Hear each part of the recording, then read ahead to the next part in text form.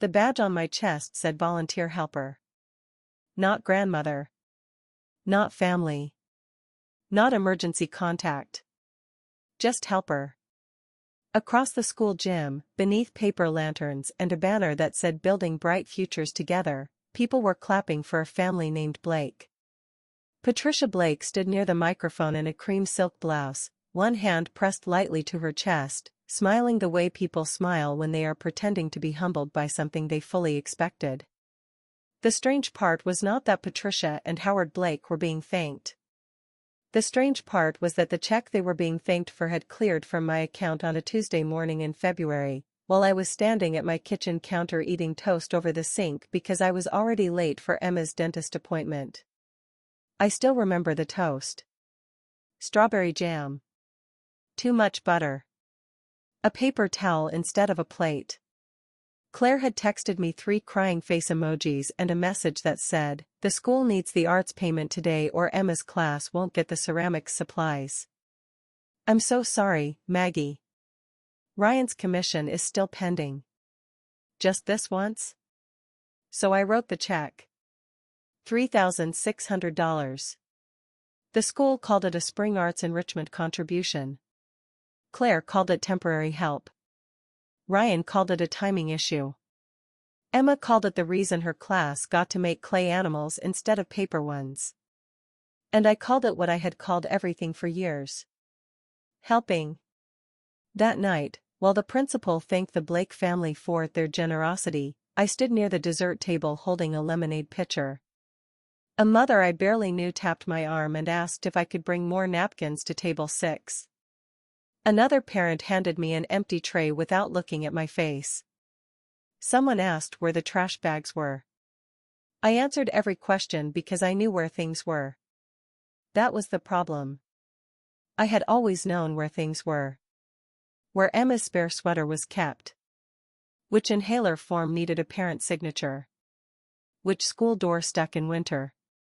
Which teacher preferred email and which one answered faster if you left a voicemail before 8. Which account needed lunch money before it locked. Which road flooded near pickup after heavy rain. Which brand of crackers did not upset Emma's stomach. I knew all the useful things. I just did not know that usefulness had quietly replaced belonging. When the applause ended, Patricia lowered her eyes modestly. Howard shook the principal's hand.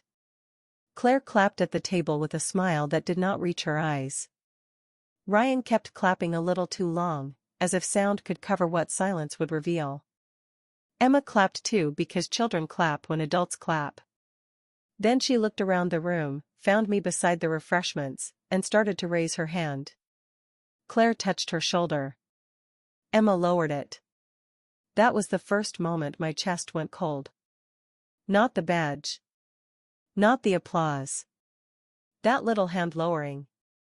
Because adults can lie with paperwork, but children show the truth before anyone teaches them to hide it.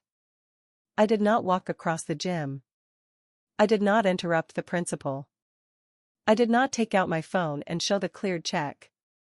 I did not ask Patricia Blake if the school should also thank her for the 2 orthodontic co-pays, the winter coat, the speech evaluation, the lunch account refills, the field trip deposit, and the emergency tire replacement Claire needed the week Emma had pneumonia. I smiled. I poured lemonade. I helped refill cookies. And when the volunteer coordinator handed me a black trash bag after dessert and said, "Can you collect plates from the back tables?" I took it. That was the part Claire later said proved I understood. She was wrong. That was the part that proved I was done making myself small in public so other people could look whole. My name is Margaret Ellis, though almost everyone who ever loved me called me Maggie. I was 60 years old that spring, retired from the Spokane County Library System, widowed 6 years, and old enough to understand that the deepest humiliations do not always arrive with shouting. Sometimes they arrive laminated, clipped to a cardigan, and spelled correctly. Volunteer helper. I had worn my good navy cardigan that night. The one with pearl buttons. The one Paul used to say made me look dangerously respectable. I almost wore the black blazer from his funeral, but it felt too serious for a school fundraiser, and I still believed the evening would be pleasant. I had even put on lipstick, then blotted most of it off because it looked like I was trying too hard. That detail embarrasses me now. Not because I cared how I looked. Because I cared for the wrong room. My late husband, Paul, had one daughter from his first marriage. Claire was 16 when I married him, a thin, guarded girl with hair she dyed dark red in the bathroom sink and an expression that suggested every adult sentence was probably a trap. Her own mother had drifted out of her life in stages. First missed weekends. Then shortened phone calls. Then Christmas cards with gift cards inside. Then nothing that could be counted on. Paul was a good father, but grief and work had made him clumsy. He loved Claire fiercely, but he had the practical blind spots of a man who thought providing meant overtime and forgot that teenage girls also need someone to notice when their shoes are too small. The first time Claire asked me for something, she did not use the word help. She stood in our kitchen doorway on a Tuesday night, holding a permission slip with a wrinkled corner, and said, "Dad forgot." Paul had not forgotten.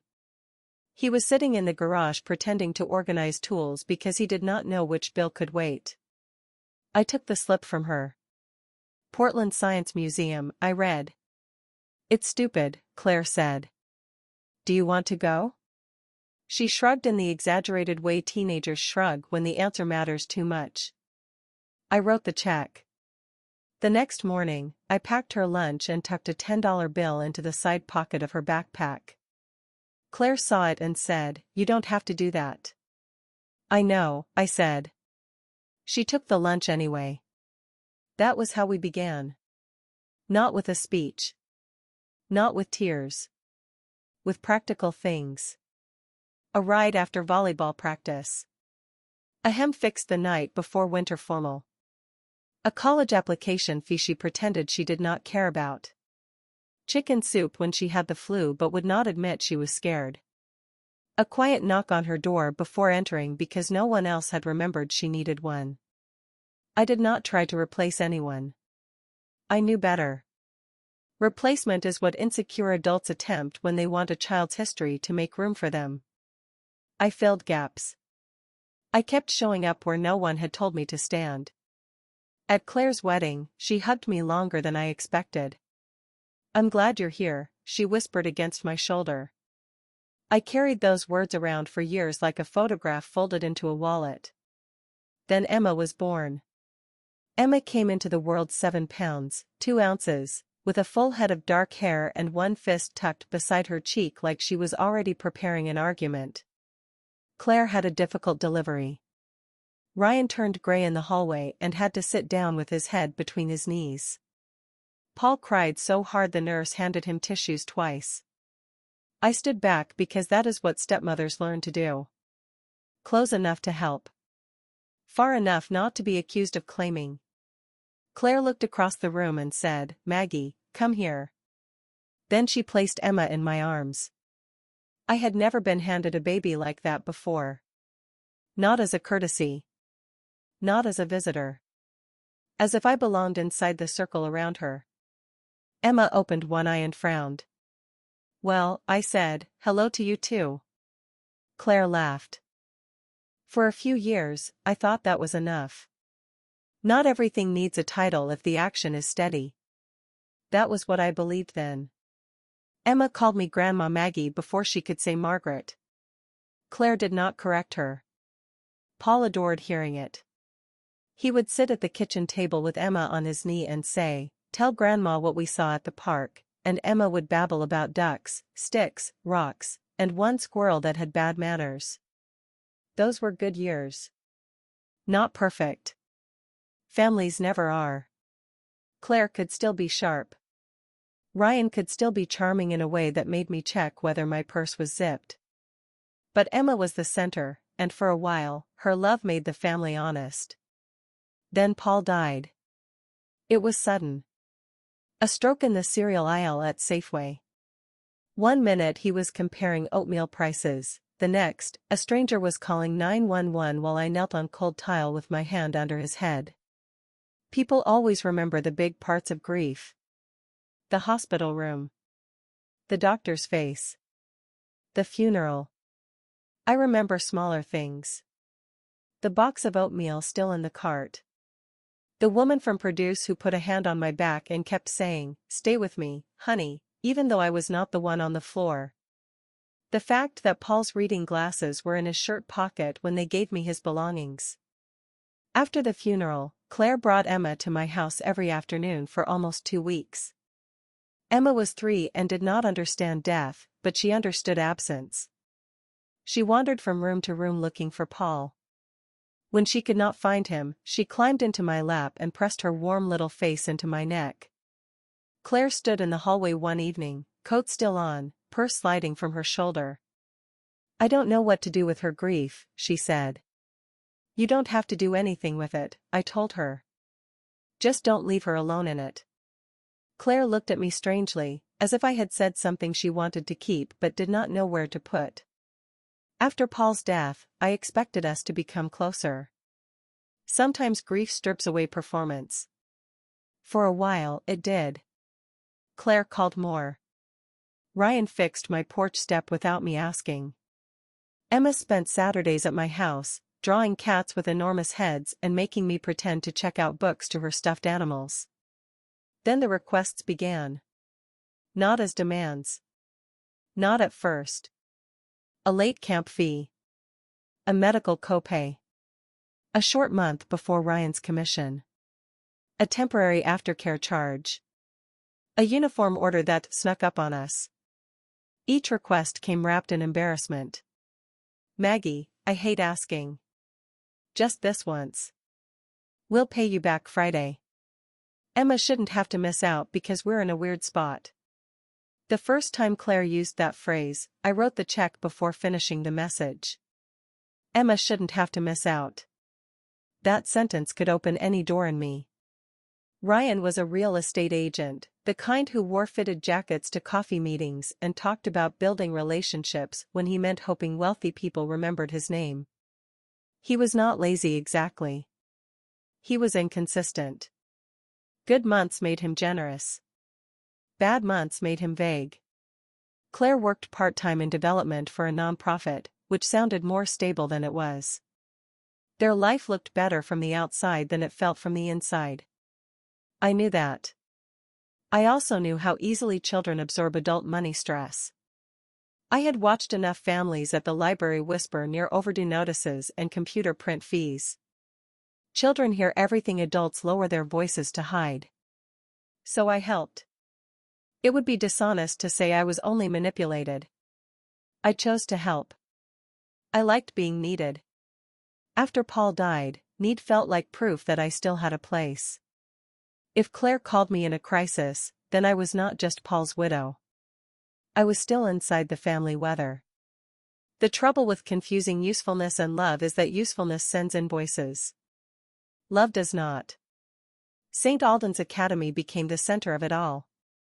Claire said the public school near them was fine but crowded. Ryan said St. Alden's had connections. Patricia Blake said the school had a wonderful culture of excellence, which was the kind of sentence people use when they want tuition to sound moral. I was skeptical until Emma took the tour. She loved the reading garden behind the second-grade building. She loved the old chapel that had been turned into a music hall. She loved the art room with the drying racks and the teacher who let children wash brushes in buckets. She loved Mrs. Kaplan, who kept a jar of smooth stones on her desk for anxious students. And I loved Emma. So when the first payment gap appeared, I covered it.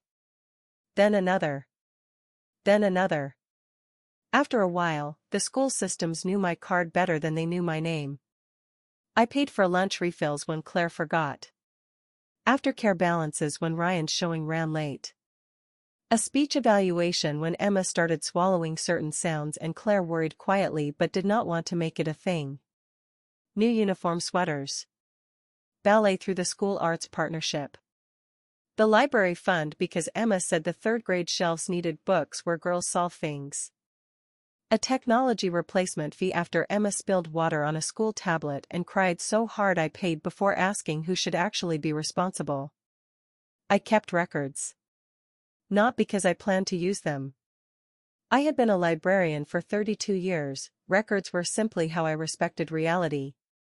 Paper remembers without getting defensive. Claire used to tease me. Maggie, you keep receipts like the IRS is hiding in your hydrangeas. Paper is memory with better posture, I told her. She rolled her eyes and smiled. That was before paper became the only member of the family willing to tell the truth. The fundraiser invitation came in March. Claire texted me a screenshot of the flyer with little gold stars around it. You should come. Emma's fox will be on the art wall. I replied, wouldn't miss a smart fox. Then Claire wrote, it's not formal. Just dress nice. A week before the fundraiser, Emma came over after school with construction paper sticking out of her backpack. She had a social studies project about family trees. She spread crayons across my kitchen table and drew circles for people while eating apple slices from a bowl. Do step-grandmas go on family trees? She asked. I was washing a knife at the sink. The question made me turn too quickly, and water slid down my wrist. They can, I said. If the tree belongs to someone who loves them. Emma considered that with a red crayon in her hand. What if somebody says it gets confusing? Then you can make a family bush, I said. A bush? More room. Less pressure to make everyone stand in a straight line. She liked that. She drew a large green cloud at the top of the page and began adding names wherever she pleased. Mom. Dad. Grandpa Paul with a little halo because she said otherwise people might think he moved to Florida. Grandma Maggie. Nana Patricia. Papa Howard. Mrs. Kaplan, written in small letters near a branch because teachers count during school hours. When Claire picked her up that evening, Emma carried the drawing to the door. Look, Mom. It's a family bush. Claire's face changed when she saw my name. Not dramatically. Not enough for Emma to notice. But I noticed. It's very creative, Claire said. Emma pointed. Grandma Maggie gets a big branch because she has snacks. Claire's smile tightened. Maybe for school, we should keep it a little simpler, okay? Emma lowered the paper. Why? Because family trees are usually about official family. I was standing behind them with a dish towel in my hands. I remember twisting it once. Emma looked at me. Is Grandma Maggie official? Claire answered before I could. She's ours, she said brightly. We don't have to explain everything to everyone. At the time, I told myself that was sweet. Later, I understood it was a curtain. The night of the fundraiser, I stood in my closet for almost 20 minutes. Too dressy would look desperate. Too casual would look careless. I finally chose the navy cardigan, black slacks, and Paul's silver earrings. I brushed lint from my sleeve twice. At the gym entrance, a check-in table had been set up with alphabetized name tags. The woman behind it wore a green dress and the exhausted cheerfulness of someone who had been told to volunteer and regretted saying yes. Name? Margaret Ellis, I said. Maggie. Her finger moved down a page. Ellis. Ellis. I saw it before she did. Maggie Ellis, volunteer helper. She smiled with relief and handed it over. I laughed a little because my body was still trying to keep the moment harmless. I think there's been a mistake. She looked down. Oh. Are you not volunteering tonight? I'm Emma Turner's grandmother. The woman's smile faltered. She checked another page. I'm sorry, I only have what they printed. Claire appeared then, moving fast in a soft green dress, her earrings catching the gym light. Maggie, good, you made it. I held up the badge. Her eyes flicked to it. That was when I saw it. Recognition. Not surprise. Not confusion. Recognition, followed by calculation. "Oh," she said. "That's just how they sorted extra adults this year." Extra adults? You know, people helping with tables and cleanup. I thought I was sitting with you. You are, she said too quickly. Mostly. It's just that Patricia and Howard came in, and tables are assigned by sponsorship tier, so it got a little weird. Ryan stepped beside her, phone in hand, wearing the pleasant blankness he used when he wanted a conversation to end without participating in it. "It's only a badge, Maggie." Only a badge. I looked past them into the gym. There were assigned tables near the stage. White tablecloths. Tulips in jars. Place cards. At one table, Emma sat between Patricia and Howard Blake. Patricia leaned down while Emma showed her a folded paper. Howard smiled with his arm draped across the back of Emma's chair. There was no empty seat beside Emma. Claire touched my arm. "Please don't make this complicated," she said. "Tonight is important for us." Us? I heard the fence go up. A man behind me asked the check-in volunteer whether there were drink tickets. A child laughed near the raffle baskets. The student jazz trio began playing a song they had not quite mastered. I wanted to ask Claire why she had invited me. I wanted to ask why Emma expected me. I wanted to ask why the badge did not surprise her. Instead, I said, "Where should I put my coat?" Claire's whole face loosened with relief. "Thank you," she whispered. That whisper should have comforted me. It did not. The evening was a long lesson in being visible only when convenient. A teacher asked if I could help move chairs. A father in a sports coat handed me his empty cup and said, "Thanks." A mother near the raffle table asked whether I knew where the gluten-free desserts were. When I said I wasn't sure, she gave a little laugh and said, "Oh, sorry, I thought you were staff." I looked down at my badge. Volunteer helper. Close enough. Once, Emma slipped away from the table and found me near the art wall. Her fox was orange and alert, standing beneath a tree made of torn green paper. In the corner, she had written Emma T in careful letters. "It's a thinking fox," she said. "I can tell."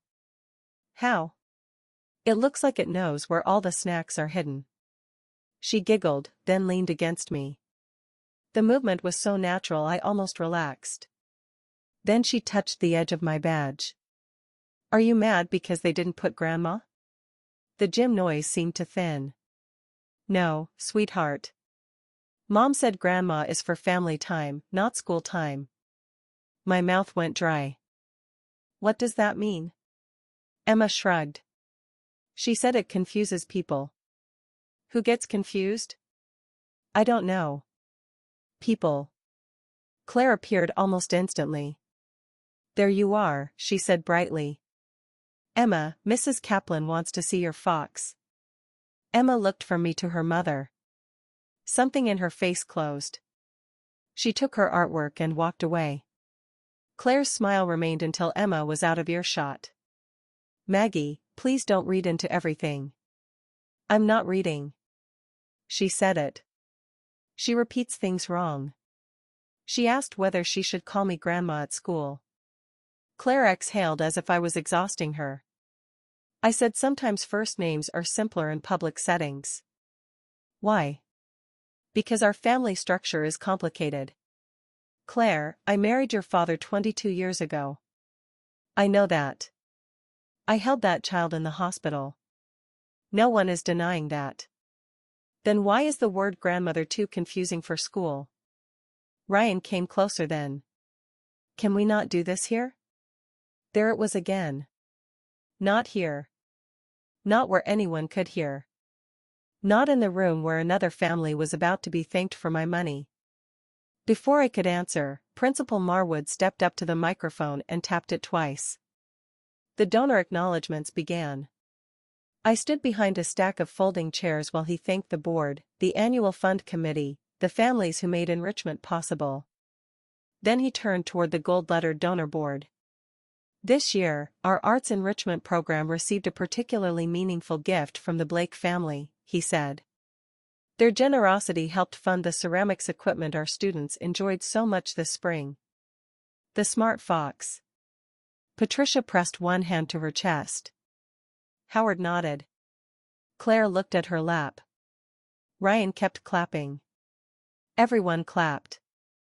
I looked down at my hands. I was still holding the lemonade pitcher.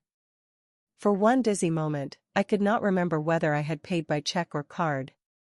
Then the memory came back with ridiculous clarity. Toast. Strawberry jam.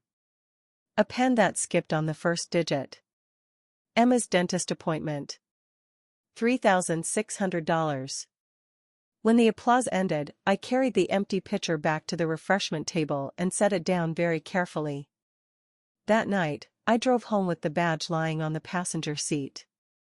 My phone buzzed before I reached my street. Claire. Thank you for being flexible tonight. I know it was awkward, but you handled it beautifully. Emma had a wonderful time. Handled it beautifully. That was Claire's gift. She could turn your hurt into proof of your cooperation. I did not answer. When I got home, I placed the badge on the kitchen table, took off my earrings, and opened the folder labeled Emma, School. I told myself I only wanted to check the arts payment. That was the first lie I told myself before the truth began. The folder was thicker than I remembered. Receipts. Email confirmations. Printed screenshots. Notes from Claire. Copies of checks. I took them out one by one and sorted them into piles. September lunch account, $225. October aftercare balance, $480. November uniform shop, $312.40. December winter program donation, $150. January speech evaluation copay, $690. February arts enrichment, $3,600. March ballet partnership, $540. April field trip deposit, $180. That was only 1 year. I turned back to earlier papers. Kindergarten application support. New student fee. Summer bridge camp. Library drive. Classroom emergency fund. A replacement tablet. A field trip to the science center. Amounts that had felt manageable alone became something else together. A pattern has a sound when you finally hear it. Quiet at first. Then deafening. At 11:18 p.m., I found the first receipt with the wrong name. Payment method, Margaret Ellis Visa ending in 0914. Recognition preference, Blake Family Foundation. I stared at those 3 words. Blake Family Foundation. I had never heard of a Blake Family Foundation. Patricia volunteered for charities and Howard liked to talk about legacy gifts, but as far as I knew, their foundation was a mailing address and a good font. I checked another receipt. Payment method, Margaret Ellis. Recognition preference, Blake Family Foundation. Another. Payment method, Margaret Ellis. Public donor name, Blake Family Foundation. By midnight, I had 6. By 1 in the morning, I stopped sorting and started making a list. Date. Amount. Purpose. Payment method. Recognition name. At 1:43, I made tea and forgot to drink it. At 2:10, I found an email from Claire from 2 years earlier. Subject, quick favor. Maggie, I'm putting your card down for Emma's aftercare just so they don't lock the account. Ryan's check should clear by Monday. You are saving us. Love you. Under it was the receipt. Payment successful. Recognition preference, do not display. That hurt almost more. At least the Blake receipts gave my money a costume. Do not display made me disappear completely. I slept badly, if what I did could be called sleep. I dreamed of a hallway lined with name tags, all of them blank. Saturday morning, sunlight fell across the kitchen table and lit the badge like an accusation. I made coffee. I opened my laptop. I logged into my bank account and searched St. Albans.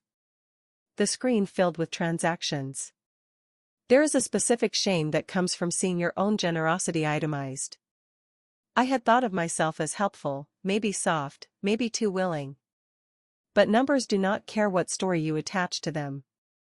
St. Albans alone, over 4 years, totaled $38,742.16. That did not include dentist bills, ballet shoes, gas, groceries, urgent care co-pays, winter coats, birthday party deposits, the emergency hotel room when Claire and Ryan's furnace went out, or the weeks Emma stayed at my house because Claire just needed breathing room. The number was not the wound. If Claire had said, "Maggie, we cannot afford the life we are pretending to have, and we need help," I would have been hurt. I might have set limits. But I would not have felt erased. The wound was that my help had been carefully renamed. By Monday morning, I had convinced myself there might still be an explanation. A clerical mistake. A default school setting. Some family portal field no one noticed. Hope can be stubborn when it is protecting someone you love. I drove to St. Albans after morning drop-off. The front office smelled like lemon polish, copier toner, and wet coats. A boy sat on the bench holding a tissue to his bloody nose. Behind the counter sat Mrs. Alvarez, the administrative assistant. She had red reading glasses on a chain and the calm expression of a woman who had handled everything from lice notices to board politics and knew which emergencies were real. "Good morning," she said. "How can I help you?" "I'm Margaret Ellis. Emma Turner's grandmother." I said grandmother firmly, before the building could correct me. Mrs. Alvarez typed. "Of course. Emma. 3rd grade. I had a question about the fundraiser." My badge said volunteer helper. I wondered if that was pulled from the school system. She looked at me over her glasses. "Let me check." She typed. Clicked. Waited. Her expression changed only slightly, but administrative assistants and librarians understand each other. We both know the face of a record not matching the story. She said. "What? You are listed in several places." "That sounds promising." "In some places, you're authorized for pickup. In others, you are marked as supplemental adult support." "Supplemental adult support?" She gave me a small sympathetic smile. "Schools love awkward phrases." "What about family?" She clicked again. "For emergency contact, you were listed as secondary family contact until last August. Then it was changed to household helper." Household helper. The badge suddenly felt less like a mistake and more like a translation. Changed by who? Mrs. Alvarez paused. That pause had policy in it. "I may not be able to disclose all account details without parent authorization." "I understand." I did understand. That was part of the humiliation. The system had taken my money, used my phone number, relied on my car, and still owed me less truth than it owed Claire's login. I took out the arts enrichment receipt and placed it on the counter. "Can you at least tell me why my payment is publicly credited to the Blake Family Foundation?" This time she did not hide her reaction quickly enough. "You made this payment?" "Yes." She clicked again. Then again. That recognition name was entered through a donor display request. "By the school?" "No," she said carefully. "Through the family account." "Which family?" She looked at the screen. "Mrs. Turner manages Emma's account." "Claire." I had expected it. Still, something inside me dropped. Mrs. Alvarez lowered her voice. "Mrs. Ellis, I am not saying anything improper. But if you are concerned about how payments made by you have been recorded, You may request a personal payment history for your own payment methods. That is your financial information. How do I do that? I'll print the form. While she went to the printer, the boy with the bloody nose looked at me through his tissue. My mom says school forms are worse than homework, he said. I laughed because he was right and because if I did not laugh, I might cry in front of a child. Mrs. Alvarez returned with the form and a yellow sticky note. I wrote the finance office email here, she said. Use that one. Not the general office. Thank you. She looked at the receipt still on the counter. Then she said quietly, for what it's worth, I've seen Emma run to you in the pickup line. Children don't usually run like that to helpers. That kindness held me up until I reached my car. Then Claire called. Were you just at the school office? She asked. No hello. No warmth. Just alarm. Yes. Why? I had a question about my badge. You could have asked me. I did. You told me not to make it complicated. I meant don't make it complicated with the school. Why would the school be complicated, Claire? Silence. In that silence, I heard traffic on the road, a crow near the soccer field, and my own breathing. Claire said, I'm at work. I can't do this right now. Then when? Later. Good, I said. Because I also want to talk about the Blake Family Foundation. Another silence. Thinner this time. That's not what you think. What do I think? You think we were hiding something. Were you? Maggie, please. Please. The word people use when they are asking you to protect them from the consequences of what they did. I'll come by tonight, she said. No.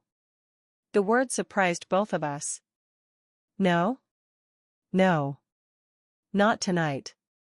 I need to think. Maggie, don't shut me out. I'm not shutting you out, Claire. I'm just not opening the door before I know what room I'm in. That afternoon, Emma called from Claire's phone. Grandma Maggie? She whispered it. That hurt more than if she had not said it at all. Hi, sweetheart. Are you coming Wednesday? Wednesday was library day. I picked her up after school, took her to my old branch, let her choose books, then made macaroni with peas because she claimed peas only tasted right at my house. I'm not sure yet, I said. Oh. One syllable. Small. Devastating. I have some appointments this week. Did I do something? No, I said quickly. No, Emma. You did nothing wrong. Mom's been weird. I know. She said grown-up feelings are not kid problems. For once, Claire had said something true.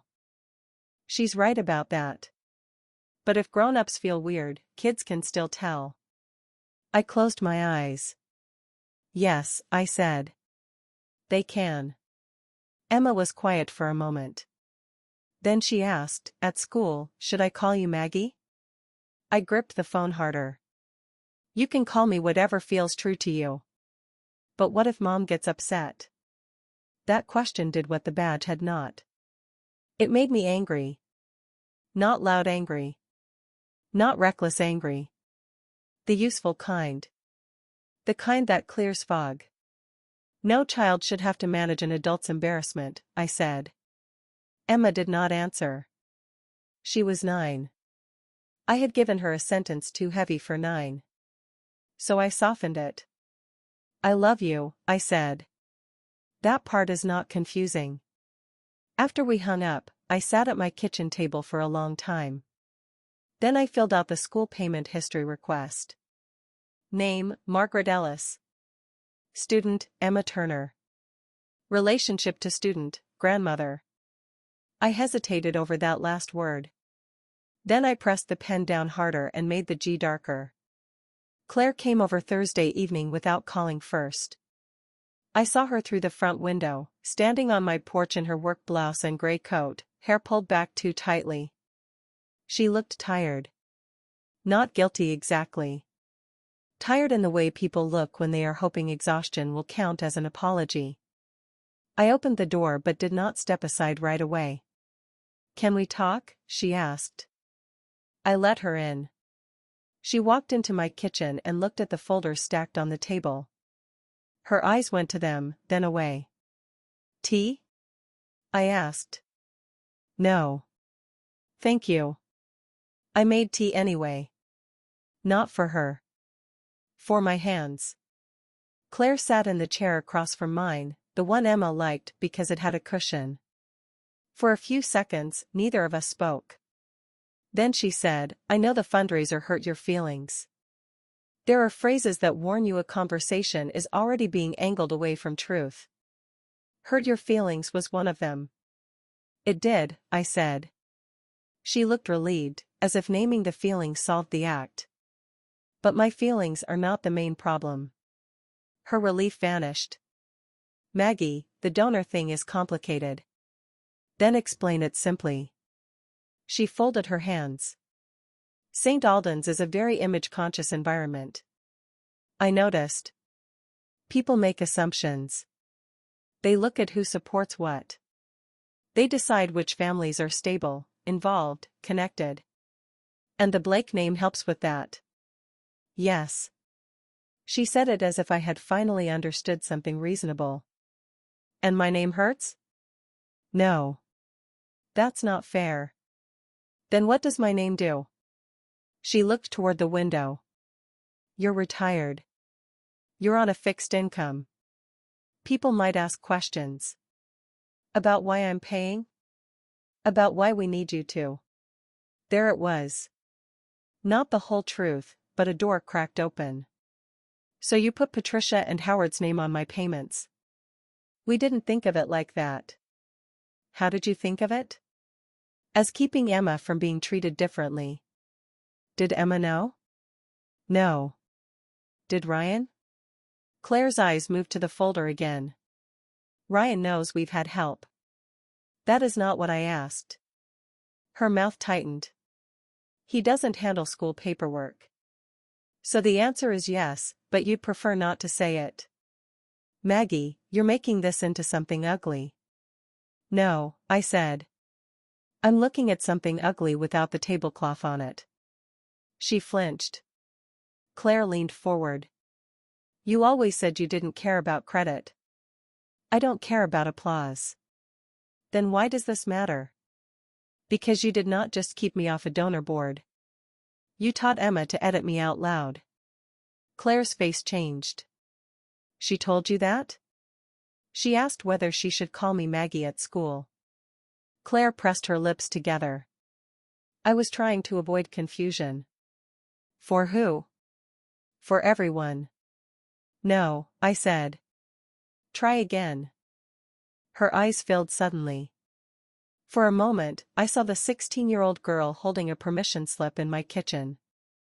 "I don't know how to explain it," she said. "You're family, but you're not. It's not simple." "Because I'm not Emma's blood grandmother." "I didn't say that." "You did.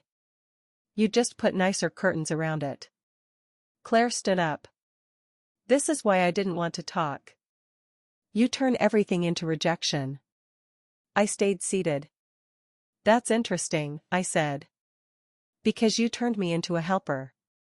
She looked at me then, really looked, and something like shame crossed her face. It passed. "You don't understand the pressure we're under." "I understand more than you think." "No, you don't. Ryan's business has been unstable for 2 years. Emma is finally in a place where she's thriving. The Blakes help us socially. You help us practically. Everyone has a role." "A role." There are words you cannot unhear. "What is my role, Claire?" She closed her eyes. "Please don't do this." "No." "Say it." "You help us." "As what?" She opened her eyes, and this time there was irritation in them. "As someone who loves Emma." "That's not a role." "That's the reason I accepted one." Claire grabbed her purse. I can't talk to you when you're determined to be wounded. She left before I answered. I stood by the window and watched her car back out of my driveway.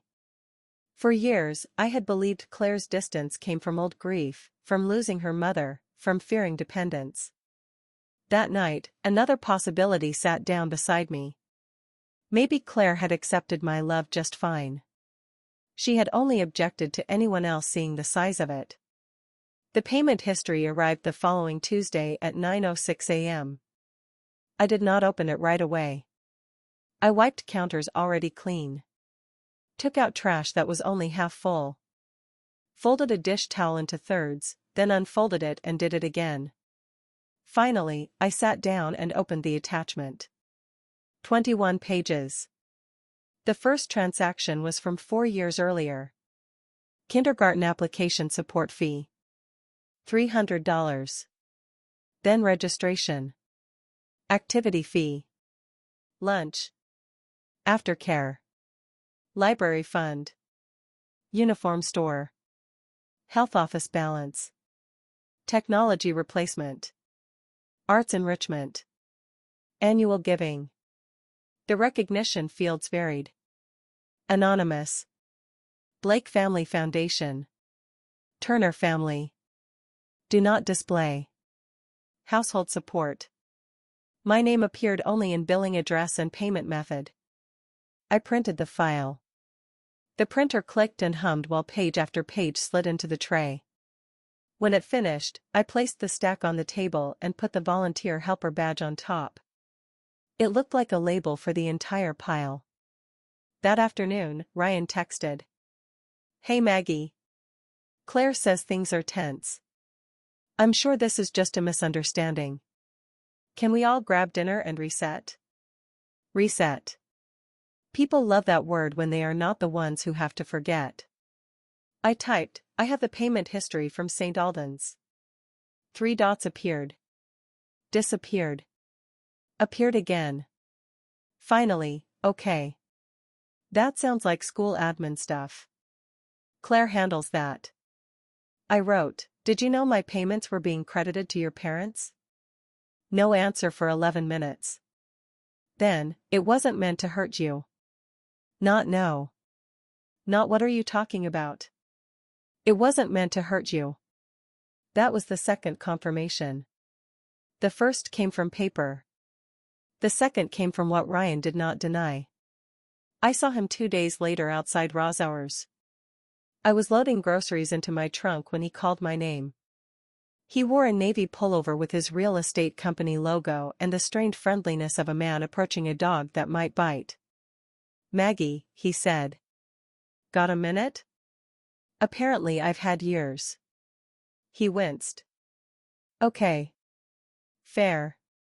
I closed my trunk. He glanced around the parking lot. That glance told me he was more afraid of being overheard than of what he had done. I know you're upset about the school records, he said. I'm upset about being lied to. I don't think lied to is fair. What would be fair? He rubbed his forehead. Managed. I stared at him. He hurt himself too late. I mean, the situation was managed. Poorly, maybe. Managed by changing my role on forms? That was Claire's thing. But you knew. I knew some of it. How much is some? Ryan looked toward the store entrance. People pushed carts through automatic doors under fluorescent lights. My parents care about appearances, he said. They always have. When Emma got into St. Alden's, they were proud, but they made comments. What kind of comments? About Claire and me needing to look established. About not broadcasting that we needed help from. He stopped. From me. From anyone. Ryan. His shoulders dropped. From you. I nodded. It almost felt like relief to hear one clean word. And you agreed? I didn't think it mattered the way it mattered. That is what people say when something mattered only to the person they used. He took that without arguing, which told me more than an apology would have. A woman pushing a cart slowed nearby and smiled. "Hi, Ryan. How's the market?" He turned instantly into the public version of himself. "Busy, thank God," he said. "People are still moving." The woman glanced at me. "Your mom?" Ryan froze for half a second. It was small. Almost nothing. But I had become fluent in almost nothing. Before he could answer, I said, "No. I'm the helper." The woman laughed because she thought I was joking. Ryan did not. When she walked away, he lowered his voice. "That wasn't necessary. Neither was any of this." His jaw tightened. "Look, my parents are not perfect, but they have helped. They introduced us to people. They hosted things. They made Emma feel like she belonged in that school. And I didn't? That's not what I mean." "No. You mean they made your family look like it belonged. I made sure your child could actually stay." He looked away. For a moment, I saw the man behind the polished smile. Tired. Cornered. More ashamed than angry. But shame without courage is just another form of selfishness. "She loves you," he said finally. "Emma?" "Yes. I know. Claire does too." I waited. He looked at me as if waiting for me to help him finish the sentence. I did not. He sighed. "Claire has a complicated relationship with needing people. That may explain why she hides help," I said. "It does not excuse why she hides the person giving it." Ryan rubbed both hands over his face. "What do you want from us?" The question was honest enough to hurt. Because part of me still wanted to say, "I want you to tell the truth. I want you to put my name where you put my money. I want Emma to call me what she wants without checking your face first. I want you to be embarrassed by what you did, not by who helped you." But I was learning that wanting something from people who had benefited from not giving it to you was its own trap. "I don't know yet," I said. He nodded, relieved by the uncertainty. That relief irritated me. "But I know what I don't want." He looked up. "I don't want any more school charges on my card. I don't want my name changed to something more convenient. I don't want your parents thanked for money they didn't spend. And I don't want Emma trained to speak about me like I'm a private habit." Ryan's face went pale in patches. "We can fix the wording." The wording was not the wound. He had no answer. The next morning, I called St. Alden's finance office. I expected friction, and that was exactly what I got. A young man named Trevor answered first, cheerful and useless. "If you're trying to update donor preferences, the parent account holder has to." "I am not trying to update donor preferences. I am trying to remove my payment methods from all future charges." "Okay, let me pull up the account." Keyboard clicking. Since this is connected to a student account, we usually require the primary parent to manage billing. "The card is mine." "Yes, I see that. But for recurring program charges, the account holder." "Trevor," I said. He went quiet. "I worked in public libraries for 32 years. I know there is a policy binder somewhere, and I know there is a page in it for unauthorized or disputed future use of a third-party payment method. I need you to find that page." A pause. Then his voice changed. Less cheerful. More human. "Let me get my supervisor." His supervisor was a woman named Denise who sounded like she had not been surprised by anything since 1998. "Mrs. Ellis, we can remove your payment method from future charges after verifying identity," she said. "We cannot reverse payments already made unless you file a formal dispute with your bank." "I'm not trying to reverse them." "Understood. And I don't want Emma's current month interrupted." Another pause. "You want existing services through the end of the billing cycle to remain paid?" "Yes." She shouldn't walk into class and find out adults are fighting through her lunch account. I appreciate that, Denise said. I did not know why that sentence made my throat close. Maybe because someone outside the family understood the line I was trying to walk. Not revenge. Not abandonment. Removal. Denise sent me a secure form. I printed it, filled it out, scanned it badly, filled it out again because I had missed a box, and sent it back. 2 hours later, confirmation arrived. All payment methods belonging to Margaret Ellis have been removed from the Turner student account for future billing. I read it 3 times. Then I forwarded it to Claire and Ryan with one sentence. Emma is covered through the end of the month. After that, all school charges are your responsibility. Claire called within 4 minutes. I did not answer. She texted. Maggie, this is not okay. Then. You cannot punish Emma because you're angry at me. Then. Please call me. We need to discuss this like adults. I set the phone face down.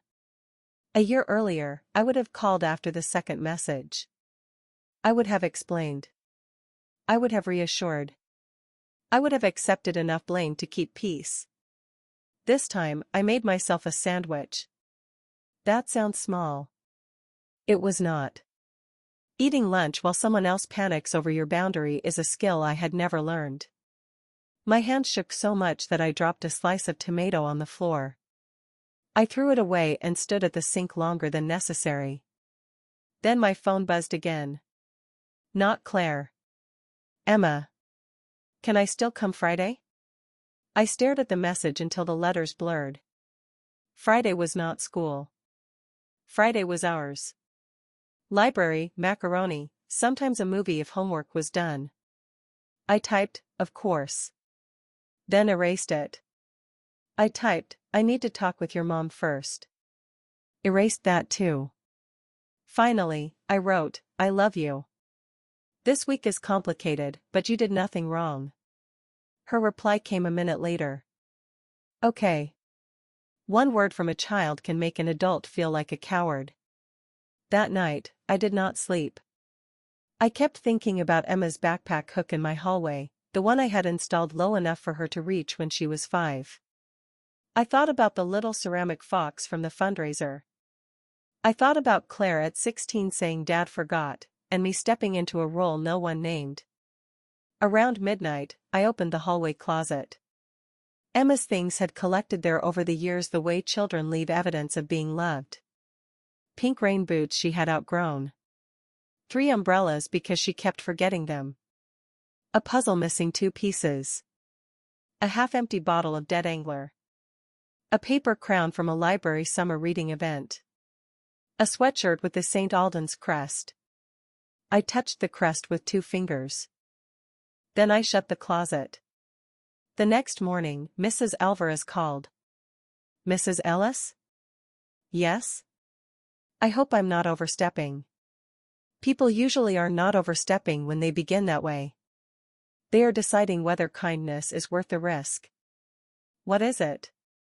I received your form about payment removal, and separately, a pickup authorization change came in this morning from Mrs. Turner. What kind of change?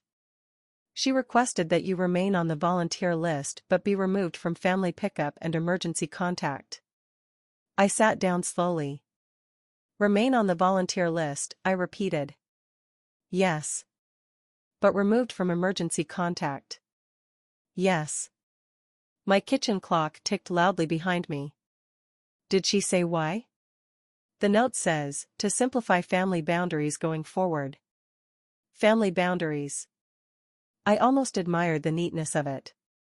Claire could take a wound she made and turn it into paperwork that made me look like the problem.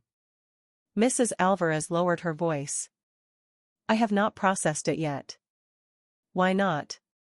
Because your existing authorization was signed by both parents 3 years ago, and the new one only has Mrs. Turner's electronic approval. Technically, it may be enough.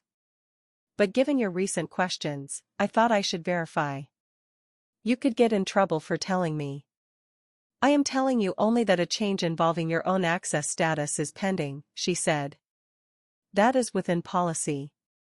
Administrative assistants have their own language for mercy. Thank you, I said. What would you like to do? The answer should have been obvious. Fight it. Insist on staying. Demand the role. But I saw the trap. Claire had already moved from hiding me to managing my removal. If I fought to stay on forms she wanted to control, I would spend the rest of my life proving I deserved a place in a system she had designed to make me conditional. I want to submit my own request, I said. What kind? Remove me from all volunteer roles too. Mrs. Alvarez was quiet. All roles? Yes. Pickup? Yes.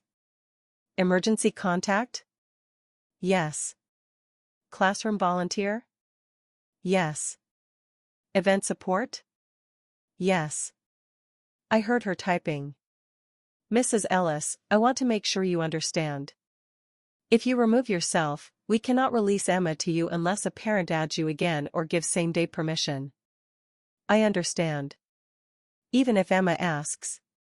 The words landed hard. I understand. She stopped typing. Would you like me to hold the form for 24 hours before processing?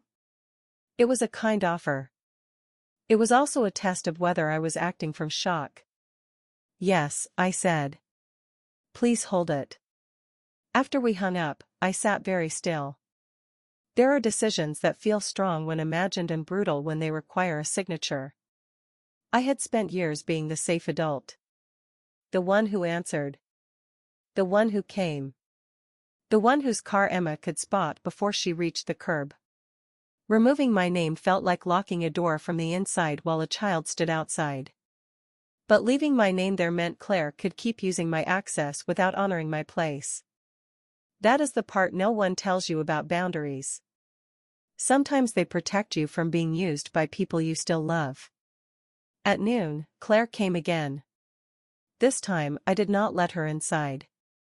She stood on the porch, holding her sunglasses in one hand and her phone in the other. You removed your card, she said. I did. You know what this does to us? I know what it stops doing to me. Her eyes flashed. That is not the same thing. No. Maggie, Emma's programs are tied to that billing account. Aftercare, lunch, art, everything. We have budgets. So did I. That's not fair. What part? You never told us you were keeping score. I wasn't keeping score, Claire. I was keeping receipts.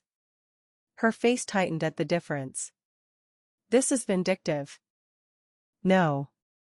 Vindictive would be disputing old charges and letting the school freeze everything while you explain the donor board. I didn't do that. She went quiet. I continued because now that I had begun, stopping felt more dangerous. I paid through the end of the month. That gives you time. We cannot cover all of it in 1 month. Then you will have to choose what you can afford. You make that sound simple. It is not simple. It is just yours. Claire stared as if I had slapped her. Then she said, You're acting like we never appreciated you. I laughed once. Small and tired. Claire, appreciation is not the same as accuracy. What does that even mean? It means you thanked me in kitchens and erased me on forms. Her mouth opened. No words came. Then she looked past me into the hallway where I kept family photos. Paul holding Emma at her baptism. Claire on her wedding day.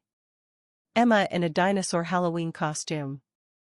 A picture from 2 summers ago at the lake, Emma between Claire and me, one arm around each of us. Claire's expression changed. I didn't mean for it to get this big, she said. That may be the first true thing you've said. I was embarrassed. I know. Her eyes filled. I hated that I still needed you, she said. I hated that my own mother disappeared and you stayed.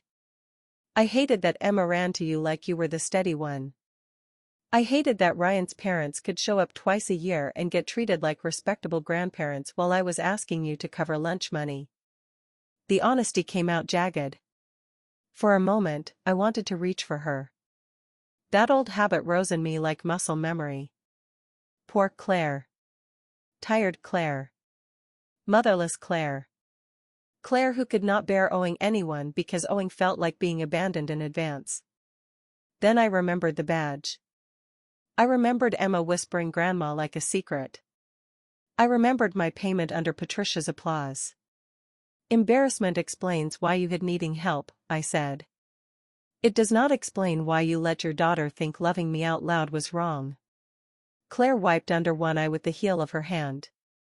She was never supposed to feel that. But she did. I can fix that. How? I'll talk to her. And what will you say? Claire looked irritated again because vague repair is easier before someone asks for details. I'll say adults made mistakes. Which adults? Maggie. No. That is the question. Which adults? She looked away. There it was. The wall. She could confess pain. She could confess embarrassment. She could confess pressure. But she still could not stand in front of her daughter and say, I made grandma smaller because I was ashamed of needing her. I have to go, she said. At the steps, she turned. Are you really removing yourself from pickup? I haven't signed it yet. Relief moved across her face so quickly it answered something for me. Good, she said. Because whatever is happening between us, Emma needs consistency. I nodded. Yes, I said. She does. Claire thought we agreed. But what I meant was not what she meant. That evening, I sat down with the pickup removal form. I did not sign it. Instead, I wrote a letter to Emma. Not to send. Not yet. Maybe never. Dear Emma. There are things adults do when they are hurt that can make children feel responsible. I want you to know you are not responsible for any grown-up's choices, including mine. If you ever wonder whether I stopped loving you, the answer is no. Love is not the part one I'm changing. I stopped there. Because what was I changing? Access. Money. Availability. A role. But not love. Never love. I folded the letter and placed it in the Emma School folder. The next week brought the parent group message. It arrived Wednesday morning in the St. Alden's third grade family chat, a thread I had been added to years earlier because I helped with logistics. I rarely wrote anything there. Mostly it was reminders about snack signups, field trip forms, missing water bottles, and parents using too many exclamation marks. At 8:14, Claire posted. Hi everyone, quick heads up that our family is adjusting some caregiving routines, so I may be slower responding this week. Our usual helper had to step back unexpectedly. Thank you for your patience if we're a little scattered. Our usual helper. Not Maggie. Not Emma's grandmother. Not family. Helper. It took less than 5 minutes for the sympathetic replies to begin. Oh no, hope everything's okay. That's so hard when support falls through. Let us know if you need pickup help. You do so much, Claire. I sat at my kitchen table and read each one. Support falls through.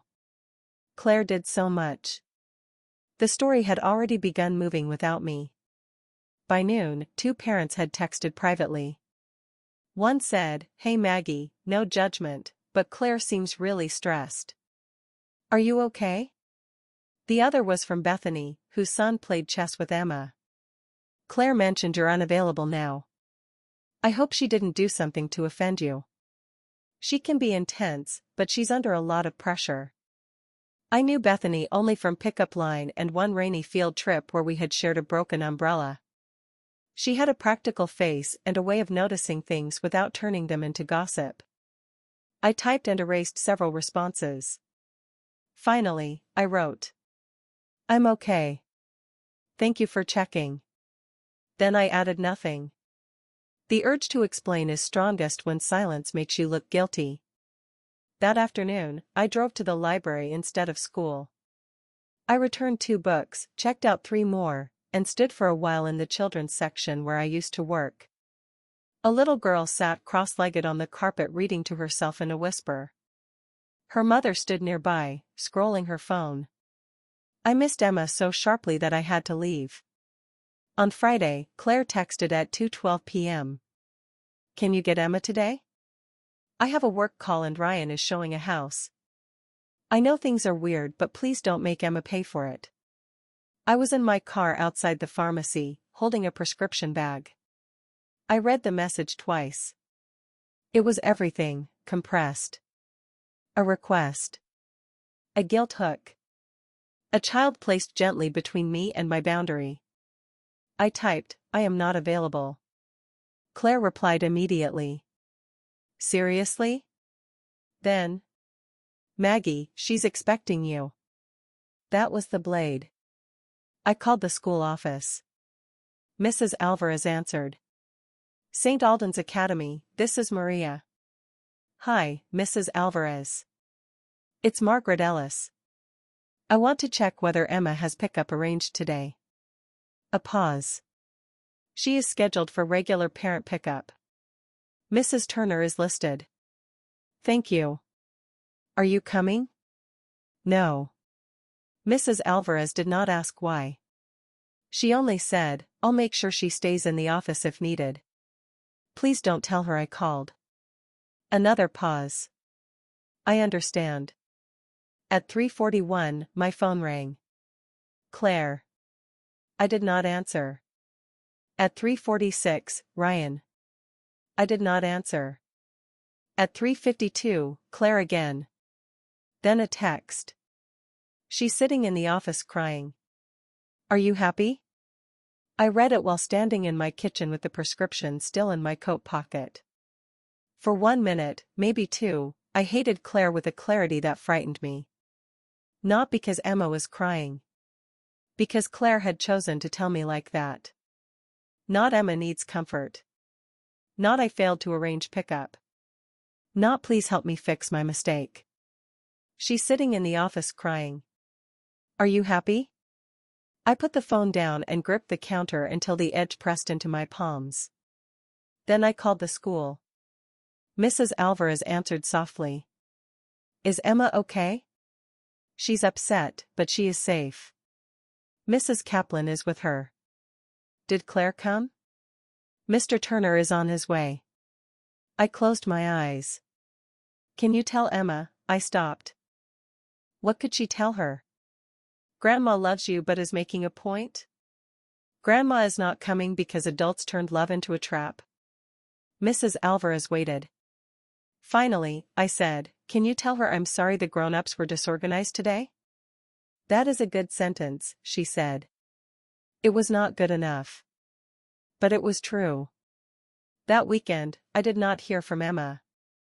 I did hear from Patricia Blake. The call came Sunday afternoon while I was pruning dead lavender by the porch. I almost ignored the unfamiliar number, but something made me answer. Margaret, a woman said. Yes. This is Patricia Blake. I looked at the pruning shears in my hand. Hello, Patricia. I hope I'm not calling at a bad time. I considered saying yes, but women like Patricia treat politeness as furniture they are entitled to sit on. What can I do for you? She gave a soft laugh. Well, I suppose we're all trying to sort out this little school situation. Little. I'm listening. I know there has been some confusion about donor recognition and family roles. Claire is very upset. I'm sure she is. And Emma, poor thing, is caught in the middle. I said nothing. Patricia continued, Howard and I care deeply about that child. We have always tried to provide stability where we can. With your name? A pause. I beg your pardon? You provided your name. I provided the payments. Her voice cooled slightly. I don't think that kind of accounting is helpful in family matters. Then it's fortunate this is now a school billing matter. Margaret, I understand you feel overlooked. There it was again. Feel. People who do not want to discuss facts drag everything back into feelings. I was overlooked on purpose, I said. That is a very harsh interpretation. It is also the only one supported by the records. Patricia sighed. Claire was trying to protect Emma's social environment. You may not understand how competitive these school communities can be. I understand them perfectly. I also understand that children learn from what adults are willing to hide. This is not about hiding you. What is it about? It is about appropriate boundaries. I looked at the lavender stems in my hand, brittle and gray. Patricia, did you know the school was thanking you for payments I made? She did not answer immediately. That was answer enough. Claire mentioned that some contributions were being grouped under our family name for simplicity, she said. Did you ask where the money came from? That was between Claire and Ryan. But you accepted the applause. Her voice sharpened. Now you're being unkind. No. I'm being specific. I called to help smooth this over. Smooth what over? The embarrassment. Whose? Another silence. Then Patricia said, You know, Margaret, one reason Claire has struggled is because you have made yourself indispensable in ways that are not always healthy. I almost smiled. There it was. The final refuge of people who benefit from your labor, the suggestion that giving it was your dysfunction. You may be right, I said. That surprised her. I continued, so I'm correcting it. That is not what I meant. I know. After I hung up, I cut the lavender back almost to the root. The plant looked ruined. But I knew lavender. Sometimes if you cut away dead wood, it comes back stronger. Sometimes it does not come back at all. Either way, leaving it brittle helps nothing. The next 2 weeks were a study in what happens when a quiet person stops quietly absorbing impact. At St. Alden's, Claire had to update billing. She sent 3 messages asking whether I would at least keep the lunch account connected until summer. I did not reply. Ryan's Maple Street commission fell through. I only knew because he accidentally included me on an email to the aftercare coordinator saying payment would be late until a real estate receivable arrives. 5 minutes later, he sent another email. Please disregard previous message. I did. The late aftercare fee appeared anyway. Claire complained in the parent chat about how rigid school systems can be when families are already stretched. Several people offered sympathy. Bethany did not. A week later, Bethany called me. Maggie, she said, I'm sorry to bother you. You're not. I want to ask something directly. All right. Claire said you withdrew from helping because you felt underappreciated. That's one version. I thought so. Why? Bethany exhaled. Because I helped with the donor board last year. I remember seeing your name on a spreadsheet. My hand tightened around the phone. What spreadsheet? The preliminary one from the office. It had donors and recognition names. Your name was there for the library fund and some arts contribution. Then later, it changed to Blake Family Foundation. Do you know who changed it? I don't have the final file, but I remember an email. Claire wrote that all Turner-related family giving should be grouped under the Blake name for consistency. At the time, it seemed normal. Families do that if grandparents donate. Did she call them grandparents? Bethany was quiet. I think she called them Emma's primary grandparents. Primary. As if love had a hierarchy. As if daily presents could be outranked by better stationery. Bethany spoke again, softer. Maggie, I'm sorry. I didn't know. I know. I should have asked. You had no reason to. But I saw you in pickup line for years. I saw Emma with you. I should have wondered why your name was never on anything. That sentence did not heal me. But it gave shape to something I had been carrying. Erasure works because most people accept the clean version handed to them. Not because they are cruel. Because life is busy, and polished lies create less friction than messy truth. I don't want to get involved in drama, Bethany added quickly. I won't ask you to. If anyone says you abandoned them, I won't repeat that. It was a small promise. I took it seriously. 2 days later, Bethany called again. This time her voice was different. Maggie, I found something. I was folding laundry in the bedroom. I sat on the edge of the bed with a towel in my hands. What kind of something? I was cleaning out old auction committee emails because we're transferring files to next year's chair. There's an email chain from Ryan. I don't know if he meant to include the committee, but it's in the shared folder. What does it say? She hesitated. Do you want me to read it? No, I said. Send it. A minute later, my phone buzzed. The screenshot was from the previous year, sent by Ryan to Claire and Patricia, then accidentally forwarded into a committee thread with donor display revisions attached. Ryan had written. Use the Blake name for the donor board. Looks cleaner for school materials. Maggie can stay under volunteer support if they need a category. I read it once.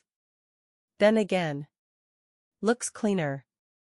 There are sentences that hurt because they say the quiet part out loud. Not better. Not simpler. Cleaner. As if my name was a stain. As if my money could be washed through someone else's polish. Bethany texted after the screenshot. I'm sorry. I didn't know whether to send this, but if it were my name, I would want to know. I wrote back. Thank you. Then I set the phone on the bed and folded the same towel 3 times. That email changed Ryan in my mind. Until then, I had thought of him as passive. Weak, yes. Cowardly, yes. But not central. Looks cleaner made him central. He had not merely stayed silent while Claire managed the story. He had helped choose the label. Maggie can stay under volunteer support if they need a category. If they need a category. I wondered how many categories a woman could be placed in before she stopped recognizing her own life. The school records request for pickup and emergency contact history took longer. Denise from finance said that was handled through student services. Student services said they needed parent permission for certain records. I asked only for records involving my own name and contact information. They sent a narrower file. It arrived in the mail, not email. A thick envelope with Street Alden's return address, slightly bent in the corner. I carried it to the kitchen and placed it beside the badge. Then I waited until morning to open it. I had learned not to read life-changing documents after dark. Inside were forms. Pickup authorization updates. Emergency contact lists. Volunteer assignments. Health office permissions. The first year, I was listed as Margaret Ellis, grandmother, authorized pickup, emergency contact 2. The second year, Margaret Ellis, grandmother/family support, authorized pickup. The third year, Margaret Ellis, family helper, authorized pickup as needed. Last August, Maggie Ellis, household helper, volunteer only unless parent approves same day. The change was gradual. That made it worse. Not one clean cut. A slow sanding down. Grandmother became family support. Family support became helper. Helper became volunteer. Volunteer became someone who could pour lemonade beneath a donor board. I spread the pages across the table in order. Then I saw the note field. Parent request, please avoid grandmother label in classroom materials. Use Maggie only. Submitted by Claire Turner. Date, August 17th. 2 weeks before school started. Before the fundraiser. Before any supposed confusion. Before I had asked questions. I touched the date with one finger. August 17th. That was the day I took Emma shopping for school shoes because Claire had a migraine. We had gone to 3 stores. Emma wanted purple sneakers. Claire wanted navy because they matched the uniform. I bought both, telling Emma the purple ones could be weekend shoes. Afterward, we got frozen yogurt. Emma had asked if 3rd grade would be harder. I told her, maybe. But hard things are easier when you know who's picking you up. That same day, Claire had submitted a form asking the school not to call me grandmother. I sat at the table until the morning sun moved from one side of the room to the other. Then I signed the removal form. All roles. Pickup. Emergency. Volunteer. Event support. I drove it to St. Albans instead of emailing it. Mrs. Alvarez was at the desk. When she saw the envelope, she did not ask what it was. "Are you sure?" she said. "No." She nodded. "That may be the honestest answer." I handed it over. "I need to be removed. Not because I stopped loving Emma. Because the adults have used access to keep me useful without letting me be real." Mrs. Alvarez took the form carefully. "I'll process it by end of day." "Thank you." I turned to leave, then stopped. "Please make sure Emma is not told by the office." "Of course. She should hear family things from family." Mrs. Alvarez's face softened. "Yes," she said. "She should." As I walked out, I passed the bulletin board near the main hallway. Photos from the fundraiser had been pinned there. In one, Patricia and Howard stood beside the principal, holding a small plaque. Claire stood next to them, smiling. Ryan had one hand on Emma's shoulder. I was in the background. Not centered. Not named. Carrying a tray of cups. I took out my phone and photographed the photo. Not because I wanted to share it. Because someday, if I began doubting myself, I wanted to remember what invisibility looked like when printed in color. The first practical consequence came faster than expected. 3 days after my removal, Claire called at 7:38 a.m. I was watering the fern by my kitchen window. I let it go to voicemail. Her voice was tight. "Maggie, the school says you're not authorized for pickup anymore. I don't know what you told them, but that is incredibly irresponsible. Emma has early dismissal today. I have a client presentation. Ryan is in Post Falls. I need you to call the office and fix this." A pause.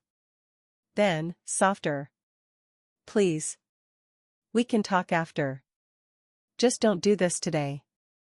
I looked at my calendar. Early dismissal. I had written it there 2 months earlier in blue pen. I had planned to make grilled cheese and take Emma to the park if it didn't rain. I had forgotten to cross it out. That was how deep the old life went.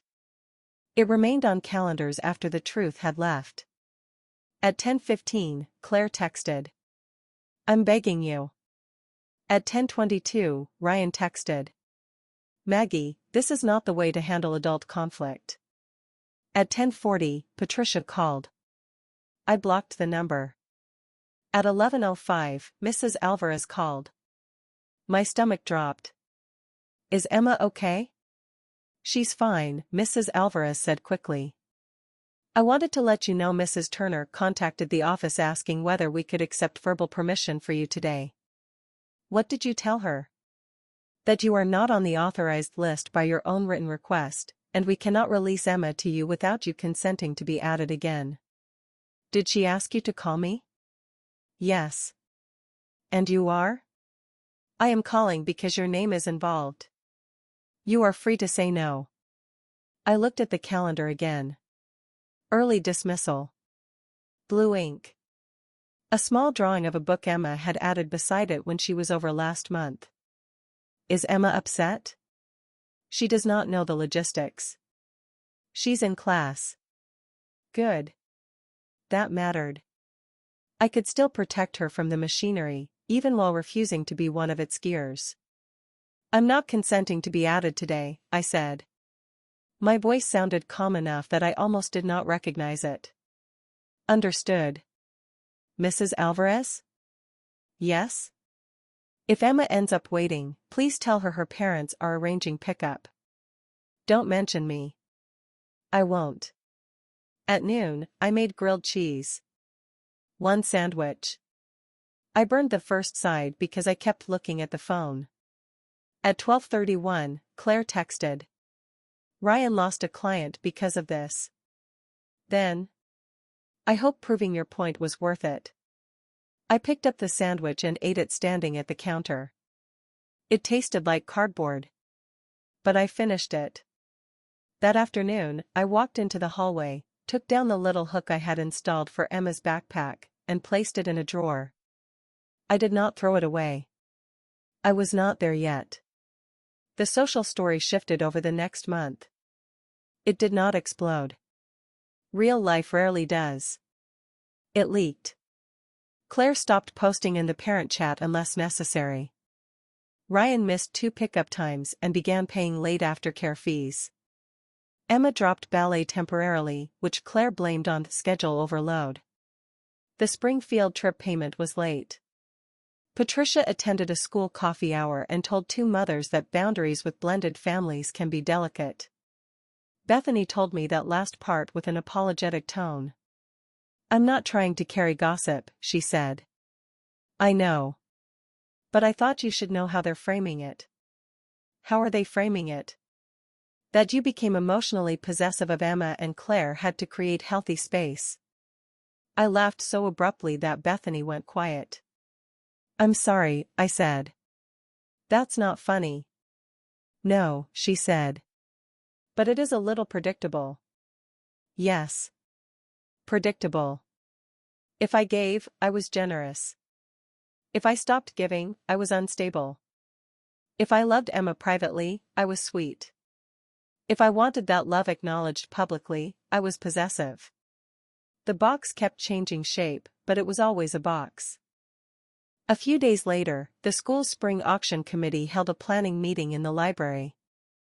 I was not there, but Bethany called me afterward. You're not going to believe this, she said, then immediately corrected herself. Actually, you probably will. What happened? Patricia offered to introduce the donor recognition segment again. And? No one said yes. I waited. Bethany lowered her voice, though she was clearly alone. Principal Marwood said they were changing the format this year. No family speeches. No individual donor introductions. Just a general thank you slide. That sounds sensible. It sounded like a polite removal. I pictured Patricia sitting straight-backed at a conference table, smile held in place, discovering that status can vanish without anyone announcing its death. I don't need her humiliated, I said. I know. But I'm not sorry she doesn't get another microphone. Bethany laughed softly. No one gave her one. That was the kind of consequence I could believe in. Not a public collapse. Not screaming. Just a room quietly deciding that someone polished was no longer safe to hand the story to. Around that time, I began doing things I had postponed for years. I fixed the leaky faucet in the laundry room. I replaced the cracked tile by the back door. I bought a new mattress, then felt guilty for 3 days. I signed up for a Thursday morning watercolor class at the community center because Paul had always said I should do something that did not involve keeping track of other people's needs. The first class, I painted a pear that looked more like a potato. The woman beside me, Dolores, leaned over and said, "That fruit has seen some things." I laughed for real. It startled me. Grief and family trouble can shrink the world until laughter feels like a foreign country. That morning, sitting in a room smelling of paint water and coffee, I remembered that I existed outside the Turner family emergency system. After class, I found a voicemail from Emma. Her voice was quiet. "Hi, Grandma Maggie. Mom said I should call before dinner but not make it heavy. I don't know what that means. I miss you. We're reading The Lion, the Witch and the Wardrobe in class. There's a part with a wardrobe and it made me think of your hallway closet because of the rain boots. Okay. Bye. I listened twice. Then I called Claire. She answered on the second ring. Hello? I want to talk to Emma. A pause. She's doing homework. She left me a voicemail. I know. I told her she could. How generous. Maggie. I want to talk to her without you coaching the tone. Claire's voice tightened. I'm trying to keep things appropriate. For whom? For Emma. Then put her on the phone. A longer pause. Then muffled sound. Claire calling Emma. Emma's footsteps. A small hello. Hi, sweetheart, I said. Hi. You don't have to make anything heavy or light with me. You can just talk. She was silent. Then she said, I miss library day. I do too. Did you stop because I called you Maggie at school? The question went through me. No. Because I can say Grandma. I don't care if Mom gets weird. I know you're brave.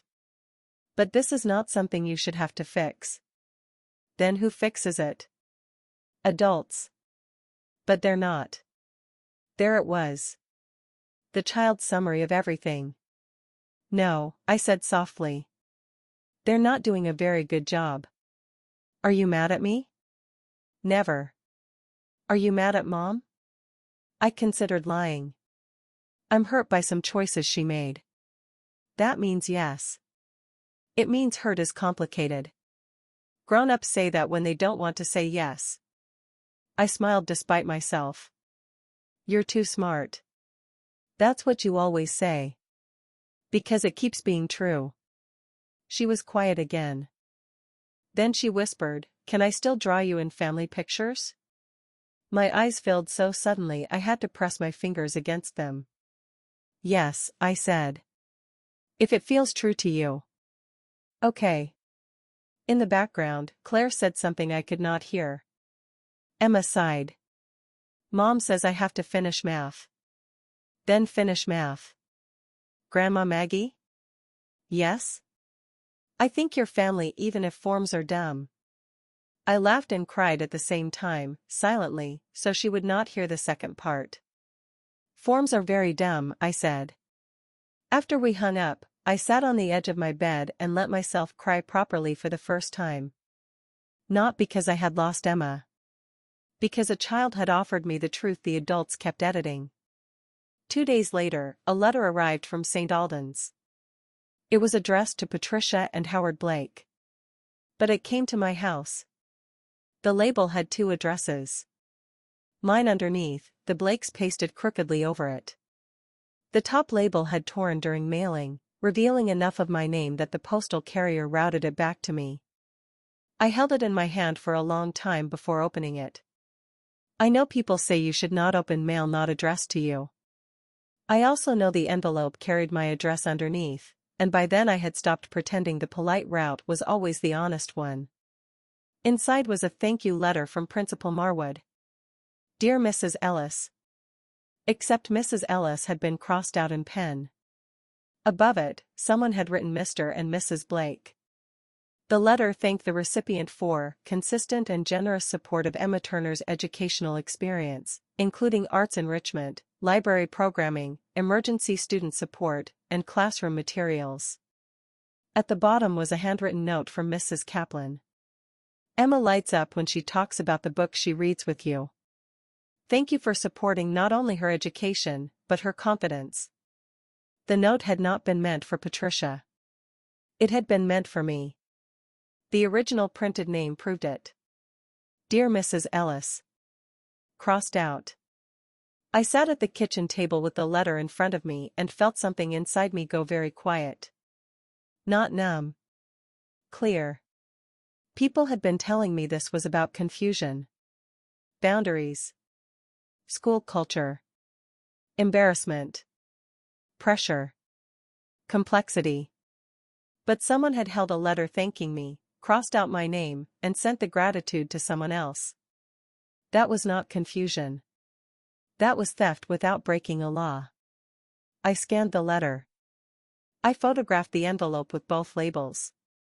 I placed the original in a plastic sleeve. Then I wrote to Principal Marwood. Dear Principal Marwood, I received a school thank you letter today that appears to have originally been addressed to me, then altered and redirected to Patricia and Howard Blake. I am attaching photographs of the envelope and letter. I am not requesting public recognition. I am requesting accurate internal records and a written explanation of how donor correspondence connected to my payments was redirected. I also request that any future communication regarding payments made by me be sent only to me. Sincerely, Margaret Ellis. I read it twice. Removed one sentence that sounded angry. Added the word written. Then I sent it. Principal Marwood called the next morning. I almost felt sorry for him. His voice had the careful panic of a man discovering that a polite-looking family issue had entered the land of documentation. Mrs. Ellis, he said, first, let me apologize for any distress. Thank you. We are reviewing how that letter was processed. Good. It appears donor correspondence was prepared based on recognition preferences submitted through the family portal. The printed letter was addressed to me. Yes. That is one of the issues we are reviewing. I would like to know who changed it. We may not be able to disclose every internal workflow detail. I'm not asking for gossip, Principal Marwood. I am asking how a letter thanking me for payments I made was altered by hand and mailed to another family. He cleared his throat. That should not have happened. No, I said. It should not have. We can correct our internal donor records. I want payment records accurate. I do not need a plaque. Understood. And I want no further public or private recognition assigned to the Blake family for payments I made. Understood. There was a pause. Then he said, Mrs. Ellis, I also want to say that Mrs. Kaplan speaks very highly of the time you spent reading with Emma. The kindness was badly timed. It still mattered. Thank you, I said. If there is a way we can support Emma through this transition. This is not a school transition, I said. This is a family truth that arrived late. He had no administrative language for that. Neither did I. The corrected donor record did not appear publicly, but the school sent me a formal letter confirming that my payments had been reattributed internally to Margaret Ellis and that the Blake Family Foundation label would no longer be used for transactions originating from my accounts. They did not admit fault directly. Institutions rarely do. But the letter was enough. I made 3 copies. One went into my file. One went into the drawer with Emma's unsent letter. One I mailed to Claire and Ryan. No note. Just the record. Claire called the day it arrived. I answered because I wanted to know which version of herself would pick up the sword. She chose anger. You sent us a school correction letter like we're strangers? I sent you the corrected record. Do you understand how humiliating this is? Yes. That stopped her. I let the silence sit. She said, Patricia is furious. I imagine. They feel accused. They were credited with my payments. They didn't know all the details. They knew enough to stand for applause. Claire inhaled sharply. You are enjoying this. No. You are. You finally have everyone thinking we're awful, and you get to be the saint. That word found an old bruise. Saint. Martyr. Helper. Women who give too much are praised until they ask why giving became their job. I am not a saint, I said. I am a tired woman with a filing cabinet. Claire did not speak. I made mistakes too, I continued. I let things go because I wanted to be needed. I said yes when I should have asked questions. I confused access with belonging. Those are mine. But crossing out my name on a thank you letter is not mine. Her voice changed. What letter? I froze. The school letter. What letter? She repeated. I heard something in her voice I had not heard before. Not denial. Confusion. You didn't redirect it? No. What are you talking about? I closed my eyes. Claire, a thank you letter from the school was originally addressed to me.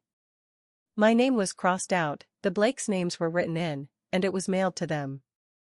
It came to my house because the label tore. She was breathing faster. I didn't do that. Then who did? I don't know. But I did. Or I thought I did. Patricia. Maybe Howard.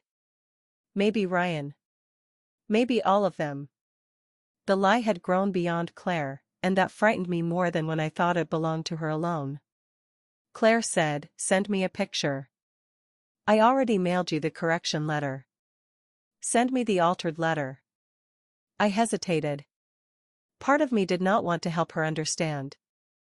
Part of me wanted her to sit in uncertainty the way she had left me sitting under that donor board. But truth should not become another weapon just because it had been used against me. I sent the photos. She called back 10 minutes later. Her voice was smaller. That's Patricia's handwriting. I sat down. You're sure? Yes. How? She writes capital B's like that. Always open at the bottom. I've seen it on birthday cards. Neither of us spoke. Then Claire said, "I didn't know she did that." I believed her. That complicated nothing and everything. You knew enough, I said. I know. It was the first time she had said it without a defense attached. Then she added, "But I didn't know that." I thought of Patricia's voice on the phone, smooth and cool, telling me Claire had needed healthy boundaries. I thought of her standing under the gym lights receiving applause. I thought of Emma sitting between two grandparents whose title had been polished for public use while mine was folded away. "What are you going to do?" I asked. Claire let out a bitter laugh. "I don't know. I'm trying to figure out what part of my life is still real." For the first time in months, I felt something close to pity. Not enough to move my boundary. But enough to make me sad. A week later, St. Albans held Grandparents' Reading Day. I knew because the flyer was still on my refrigerator. Emma had taped it there herself weeks before everything broke open. It had a drawing of a stack of books and the words, "Bring someone special to read with your class." Someone special. Not grandmother. Not helper. Someone special. Emma called the night before. "Are you coming tomorrow?" she asked. I had been expecting the question and still was not ready.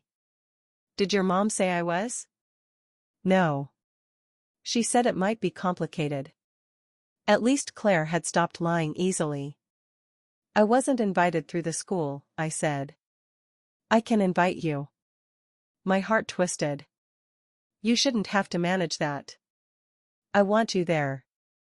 I want to be there." "Then come."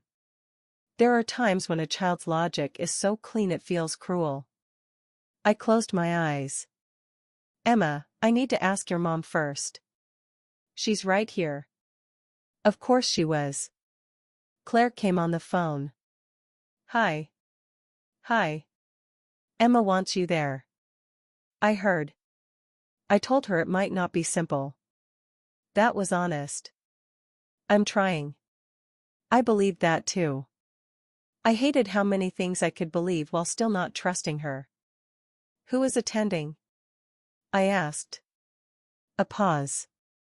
"Patricia was supposed to." "Was?" "I told her not to come." That surprised me.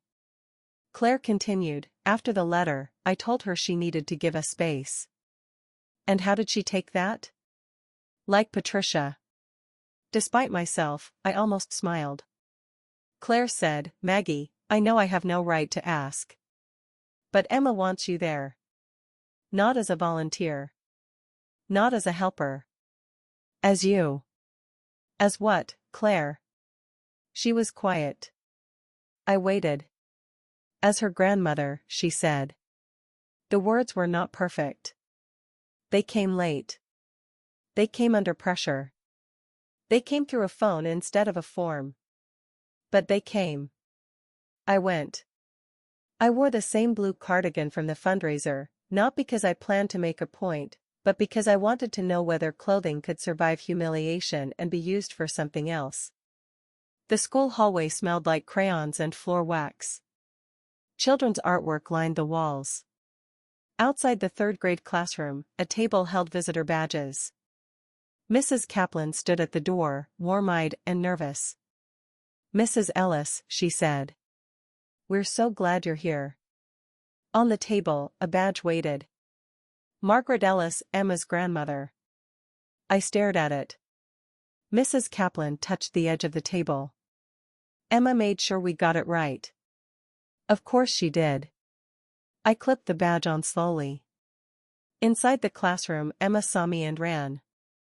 Not walked. Not glanced at her mother first. Ran. She wrapped both arms around my waist and pressed her face into my cardigan. "You came," she said. "I came." She pulled back and read the badge. A smile spread across her face, wide and relieved and too old for 9. "I told them," she whispered. "I see that." Claire stood near the back of the classroom. Our eyes met. She looked exhausted. Ashamed. Hopeful in a way I was not ready to reward. I nodded once. She nodded back. That day, I read 3 chapters of The Lion, the Witch and the Wardrobe to Emma and 2 other children whose grandparents were late. Emma leaned against my arm the entire time. When I reached the part about the wardrobe door, she whispered, "See? Like your closet." Mrs. Kaplan took a photo. I did not ask where it would be posted. I did not need it posted. For 1 hour, the room told the truth. Then the hour ended. That is the part people forget. Correct moments do not erase incorrect years. In the parking lot, Claire walked beside me while Emma ran ahead to show a friend her book. "Thank you for coming," Claire said. "I came for Emma." "I know." We reached my car. Claire looked down at her hands. "I talked to Patricia." "How did that go?" "She said she was trying to protect us from gossip. That if people knew you were paying, they'd judge Ryan." And I asked her why it was better for them to think she paid when she didn't. I waited. She said, "Because people already expect us to be generous." Claire laughed once, ugly and short. I think that was the first honest thing she ever said. "What did Ryan say?" Claire's face closed a little. "Ryan thinks I'm making this too big." "Did he mention his email?" She looked up sharply. "What email?" I took out my phone and opened the screenshot Bethany had sent me. "Use the Blake name for the donor board. Looks cleaner for school materials. Maggie can stay under volunteer support if they need a category." Claire read it. Her face drained so quickly I almost reached out. "Almost. He told me he just went along with the forms," she whispered. "Apparently he went along in writing." Claire looked toward the playground, where Emma was laughing with another girl. For once, she seemed not defensive but frightened. "Cleaner," she said. "Yes." She handed back the phone. "I don't know what my marriage is right now." I did not answer. It was not my job to steady that sentence. "He says we need his parents," Claire said after a moment. "For connections. Maybe money. I don't know anymore." "Claire." She looked up. "You do know." Her eyes filled. "I'm scared," she said. It was the plainest she had ever sounded. We're behind on things. More than I told you. Ryan kept saying closings were coming. I kept thinking I could juggle it one more month. Then you pulled your card, and everything that looked manageable stopped looking manageable. The old Maggie would have asked how much. The old Maggie would have gone home, opened her laptop, moved money from savings, and called it temporary. I felt that woman inside me. She was tired, but she was not gone. I'm sorry you're scared, I said. Claire waited. I did not add anything. Her face changed as she understood. You're not going to ask what we need. No. The word did not feel cruel. It felt like a door closing softly. Emma ran back then, saving us from the rest. Can Grandma Maggie come for dinner? She asked. Claire looked at me. I smiled at Emma. Not tonight, sweetheart. Emma's face fell. Soon? I crouched carefully, my knees complaining. Soon, but different. What does different mean? It means grown-ups are learning how to be honest before they make promises. She looked from me to Claire. Good, she said. Because the old way was weird. Children will walk right through a room adults have spent years decorating around the truth.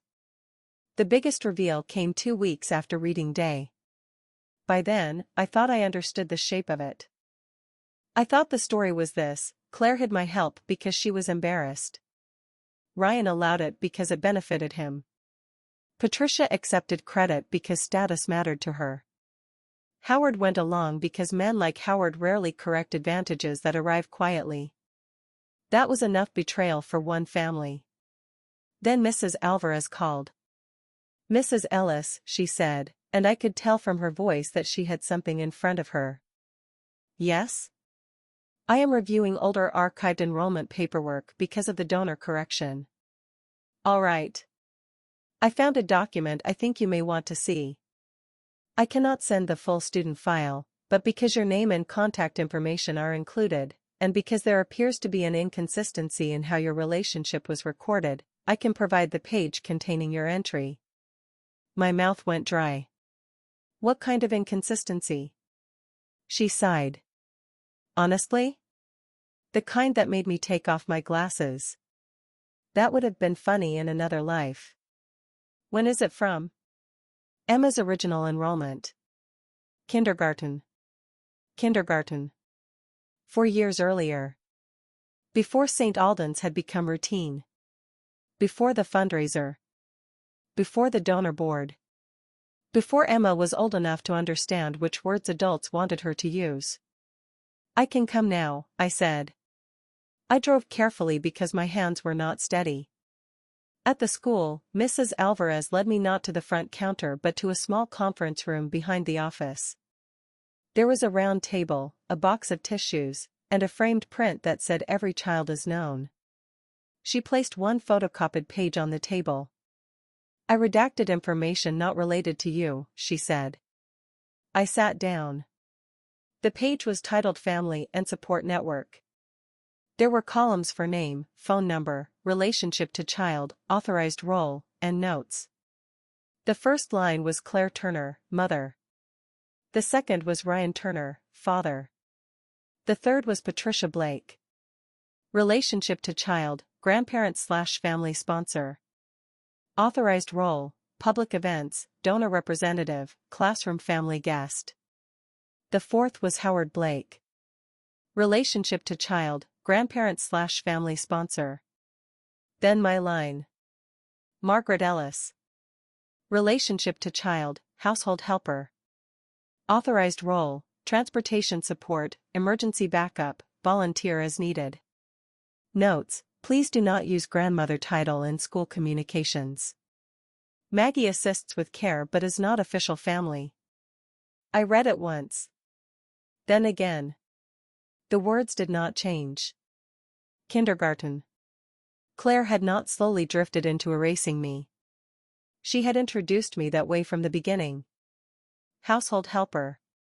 Not official family. Before the first lunch account. Before the library days. Before Emma corrected herself mid-word. Before the badge. The badge was not the insult. It was the receipt. A memory returned so sharply I could smell the crayons. Emma's first day of kindergarten. She had worn a navy jumper and white socks. Claire had cried in the parking lot after drop-off, embarrassed by her own tears. Ryan had taken a photo for Instagram. Patricia and Howard had sent a flower arrangement to Claire's house with a card that said, "First day at St. Alden's. So proud of our girl." I had been there too. I had packed Emma's lunch because Claire was too emotional to remember. I had labeled the inside of her sweater. I had knelt on the sidewalk and tied her shoe. Emma had whispered, "Will you come back?" I said, "Always." That same week, maybe that same day, the school received a form saying I assisted with care but was not official family. I had built years on a foundation that had already excluded me. Mrs. Alvarez pushed the tissue box closer. I did not take one. Not because I was not crying. Because I wanted my hands free to hold the page. "Can I have a copy?" "That is your copy." "Thank you." "I'm sorry," she said. I folded the page carefully and placed it in my purse. On the way out, I passed the fundraiser photo still pinned on the hall board, though most of the others had changed. There I was, in the background, tray in hand. For weeks, that photo had hurt because it showed what they had made me. Now I understood it showed what they had always planned for me to be. Useful. Nearby. Unclaimed. When I got home, I did not call Claire. I did not call Ryan. I did not call Patricia. I took out the old letter I had written to Emma and added one sentence. Sometimes adults put the wrong words on paper, but paper is not the boss of love. Then I put the kindergarten form in a plastic sleeve and placed it behind the letter. That evening, Claire came by. I had not invited her. Maybe she sensed the shift. Maybe Mrs. Alvarez notified her that I had access to Paige. Maybe guilt has its own weather. When I opened the door, she looked at my face and said, "What happened?" I stepped aside. This time, I wanted her inside. Not for comfort. For witness. She sat at the kitchen table, the same place where she had once told me the fundraiser badge was just how they sorted extra adults. I placed the kindergarten form in front of her. She stared at it. At first, her expression was blank. Then recognition. Then something worse. Memory. "You remember filling it out," I said. She did not answer. I sat across from her. For once, I did not rescue the silence. Claire's eyes moved over the page, line by line. When she reached household helper, she closed them. "I can explain." "I know. That's what frightens me." Her eyes opened. "I was scared," she said. "You keep saying that." "Because it's true." "I believe you." "Say the rest." She swallowed. When Emma got into St. Alden's, I felt like we were already behind. Everyone had grandparents with foundations, lake houses, names on buildings. Ryan's parents knew how to talk to those people. They knew what to wear. They knew what to donate at auctions. And you. She stopped. "Say it." "You were real," she whispered. The word landed strangely. Not poor. Not embarrassing. Not lesser. Real.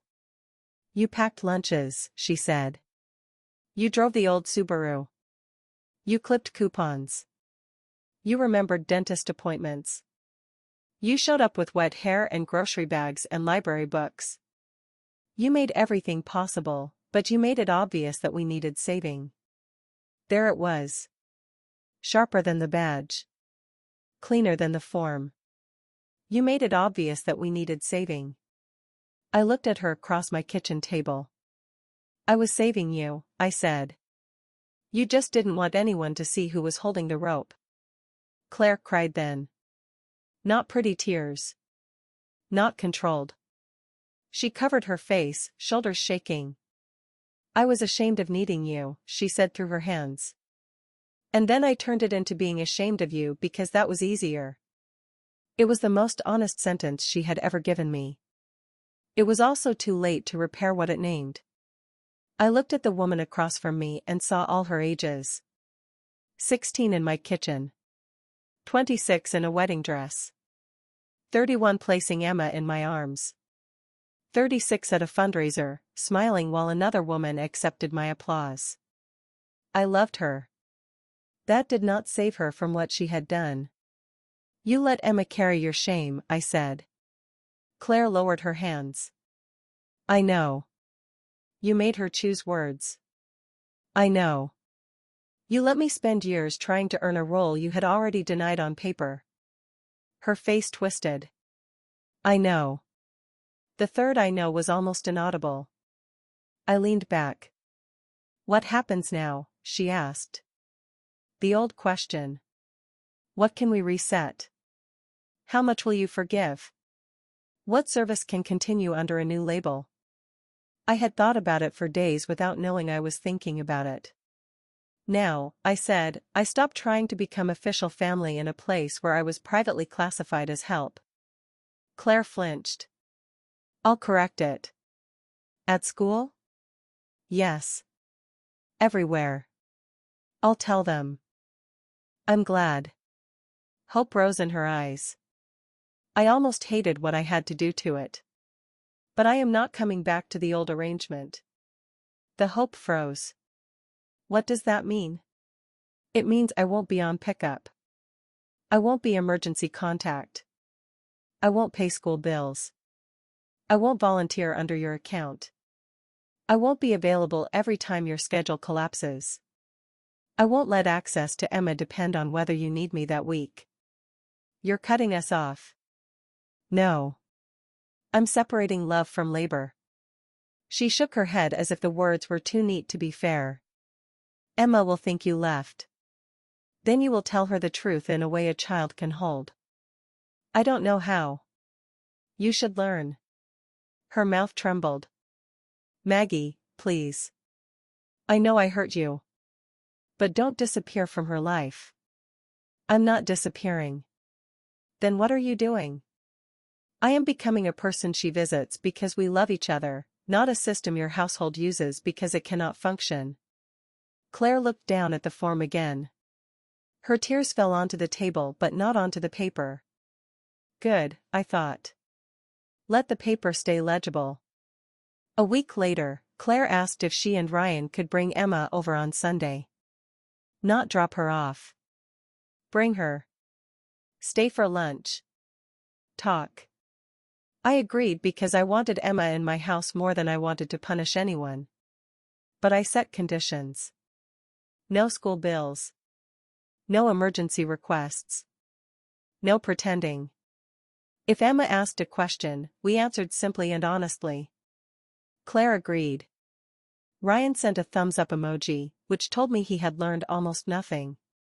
On Sunday, I made chicken soup and biscuits. Emma used to call it rainy day soup, even when it was sunny. I set the table for 4, then stood looking at it. 4 place settings looked like forgiveness. I removed one. Then put it back. Not because Ryan deserved my table. Because I was not going to let resentment decide where the spoons went. They arrived at noon. Emma came through the door first and threw herself into me. She was taller than the last time she had been in my kitchen, or maybe missing someone makes children grow in your mind. I brought my book, she said into my sweater. Good. I was worried you'd bring a snake. She pulled back, delighted. Mom said no pets in the car. Smart woman.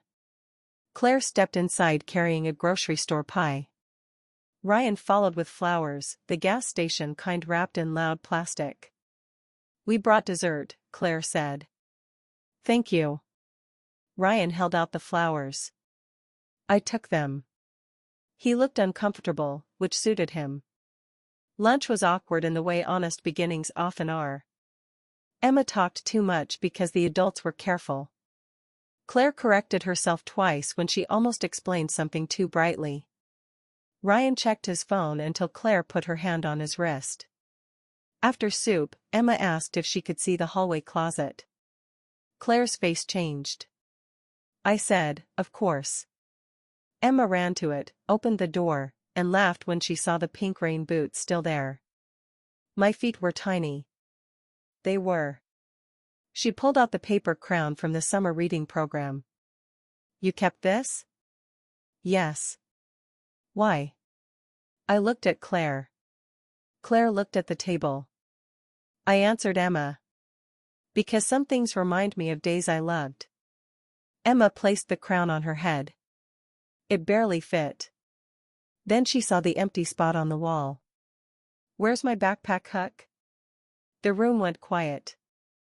I had not expected the hook to matter. Children notice the architecture of love. I took it down, I said. Why? Claire started, Emma. I raised one hand gently. Because for a while, I needed my hallway to stop expecting you every Wednesday. Emma stared at the empty spot. Are you going to put it back? I felt Claire watching me. Ryan too. No, I said softly. Emma's face fell. But, I added, I bought something else. I went to the drawer and took out a small wooden box. It had a painted fox on the lid. I had found it at a craft fair the day after reading day and bought it without knowing why. I handed it to Emma. This is for things you want to keep here when you visit. Not because you're dropped off. Not because someone forgot something. Because you choose to leave a piece of yourself in my house. Emma opened the box. Inside was the folded letter I had written, sealed in an envelope with her name on it. What's this? A letter for when you're older. Or when you want it. You don't have to read it today. She touched the envelope. Can I put my crown in here? Of course. She placed the paper crown carefully inside. Then she looked at me. Am I still allowed to come Wednesdays? I crouched in front of her. Not every Wednesday like before. Your parents have to handle their schedule now. She glanced at Claire, then back at me. But sometimes? Yes. Sometimes. Planned. Honest. Because we want to see each other. Emma considered this. Can we call it Grandma Day instead of pickup? My throat tightened. Yes, I said. We can call it Grandma Day. Claire turned away toward the sink. Ryan looked down at his plate. That was the closest thing to a public correction I needed in my own house. Months passed. Not smoothly. People like to end stories at the first clean emotional moment because it feels better. But real change is uneven. Claire did tell Emma a child-sized truth. I know because Emma repeated it to me in pieces over time. Mom said she made wrong choices because she cared too much what people thought. Mom said you helped more than she admitted. Mom said grown-ups can love someone and still be unfair. That last one was better than I expected. Ryan struggled more. He apologized once in my driveway while Claire and Emma were inside. I'm sorry for letting things get weird, he said. Weird is not the word. He nodded, embarrassed. I'm sorry for letting Claire handle it. That is also not the whole thing. He rubbed his neck. I'm sorry for knowing enough and staying quiet. That was closer. I accepted the apology, but not as a bridge back to old habits. Patricia sent a card. Dear Margaret, I regret any misunderstanding regarding school recognition. My intentions were never to diminish your bond with Emma. I read it twice, then placed it in the recycling bin. Not every piece of paper deserves archiving. St. Alden's corrected the internal records. The next fall, when Emma entered 4th grade, Claire sent me a screenshot of the new family contact page. Margaret Ellis, grandmother, approved visitor by parent arrangement. Not emergency contact. Not pickup support. Grandmother. I stared at it longer than I meant to. Then I wrote back. That is accurate. Claire replied. I know. 2 words. This time, they were enough for that moment. The Blake Family Foundation disappeared from the donor board. I do not know whether anyone noticed. Bethany told me the school had become more careful about recognition names. Patricia stepped down from the auction welcome committee, though the announcement said she was focusing on family priorities. Howard stopped standing near Principal Marwood at events. No one made a speech about it. No one needed to. Mrs. Alvarez retired the next spring and sent me a postcard from Arizona with a cactus on it.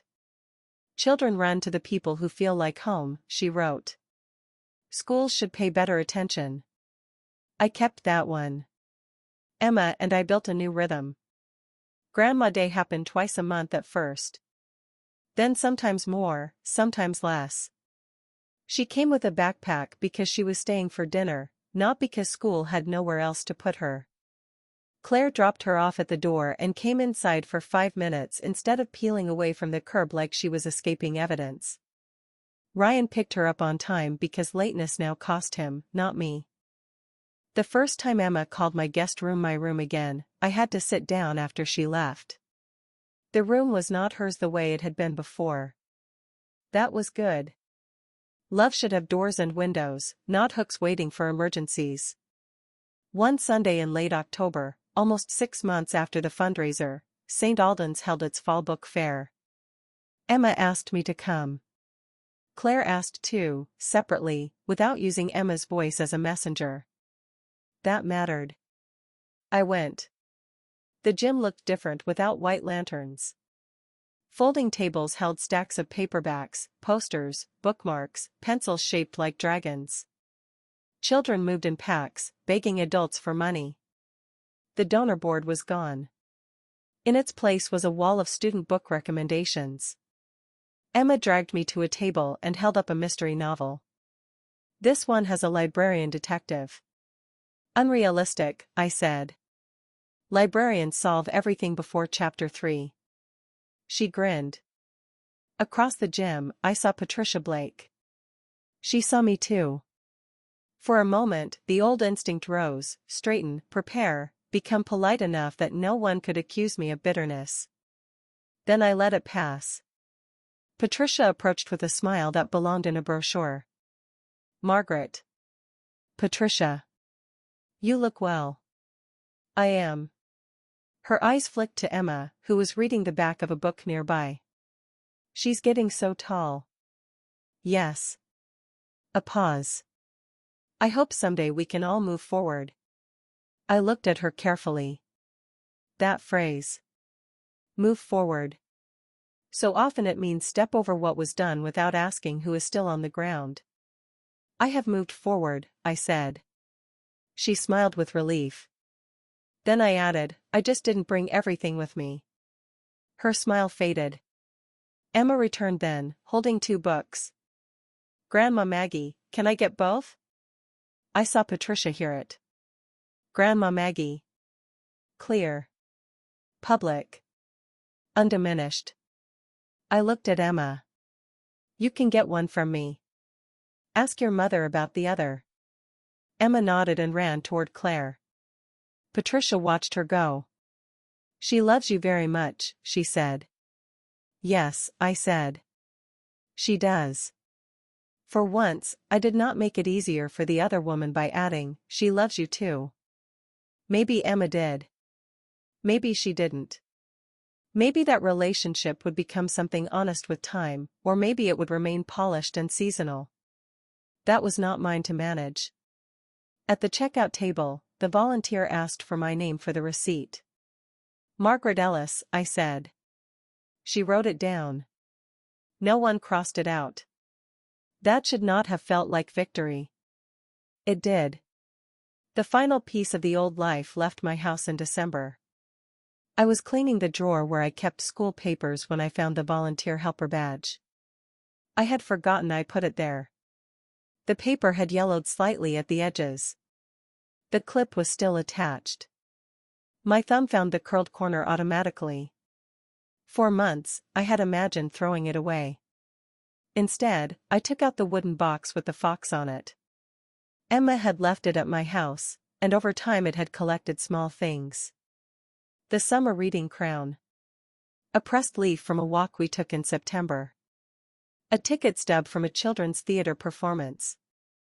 A note Emma wrote that said Grandma Day rules: 1. Soup if cold. 2. Library if open. 3. No weird grown-up whispering. I placed the badge beside the box, not inside it. It did not belong with Emma's treasures. Then I took out another box from the closet. Plain cardboard. Inside were papers I no longer needed close but could not throw away. The altered thank you letter. The kindergarten form. The donor correction. The photo from the fundraiser hallway board. The screenshot of Ryan's email. Use the Blake name for the donor board. Looks cleaner for school materials. I placed the badge on top of them. For a while, I stood there looking at that little stack of evidence. There was a time when I would have kept it ready, just in case someone questioned me. Just in case Claire forgot. Just in case Ryan minimized. Just in case Patricia polished the story again. But a life cannot be organized around being ready to prove your wound. I put the lid on the box. Then I carried it to the highest shelf in the hall closet, behind the winter blankets. Not hidden. Not displayed. Stored. That evening, Emma came over for Grandma Day. Claire dropped her off with a container of cookies she said Emma had made mostly herself, which explained the flour on the lid. Emma burst into the kitchen. It might snow, she announced. It might. If it does, can we make soup? Rule number 1. She smiled. At dinner, she told me about a class project where they had to draw their family tree. I kept my voice even. Oh? She twirled noodles around her spoon. Mine was more like a family bush. That sounds botanically interesting. It had Mom and Dad and you and Grandpa Paul even though he died and Nana Patricia and Papa Howard and also Mrs. Kaplan because she says books are relatives if you read them enough. That is a crowded bush. I used 2 papers. I laughed. Then she looked suddenly serious. I wrote Grandma Maggie under you. I set my spoon down. Did anyone say anything? No. Why would they? Why would they? I looked at her across the table, this child who had been asked to carry adult shame and had somehow kept a clean place inside herself for the obvious truth. No reason, I said. After dinner, while Emma read on the couch, I stood in the hallway and looked at the empty spot where her backpack hook used to be. I had thought removing it would hurt forever. It didn't. The wall looked plain now. Just a wall. Not an absence. Not a statement. Just a place where something used to hang when life worked differently. Emma looked up from her book. Grandma Maggie? Yes? Are you listening? To what? She held up the book. I'm at the good part. I walked back into the living room and sat beside her. Outside, the first snow began lightly, barely visible under the porch light. Emma leaned against my shoulder and started reading aloud. I did not correct her pronunciation. I did not check my phone. I did not wonder whether Claire needed something, whether Ryan was late, whether the school account was paid, whether my name was written correctly on a form in some office drawer. For the first time in years, no one was waiting for me to fix what they refused to carry. The snow kept falling. Emma kept reading. And in the hallway, the wall stayed empty by choice.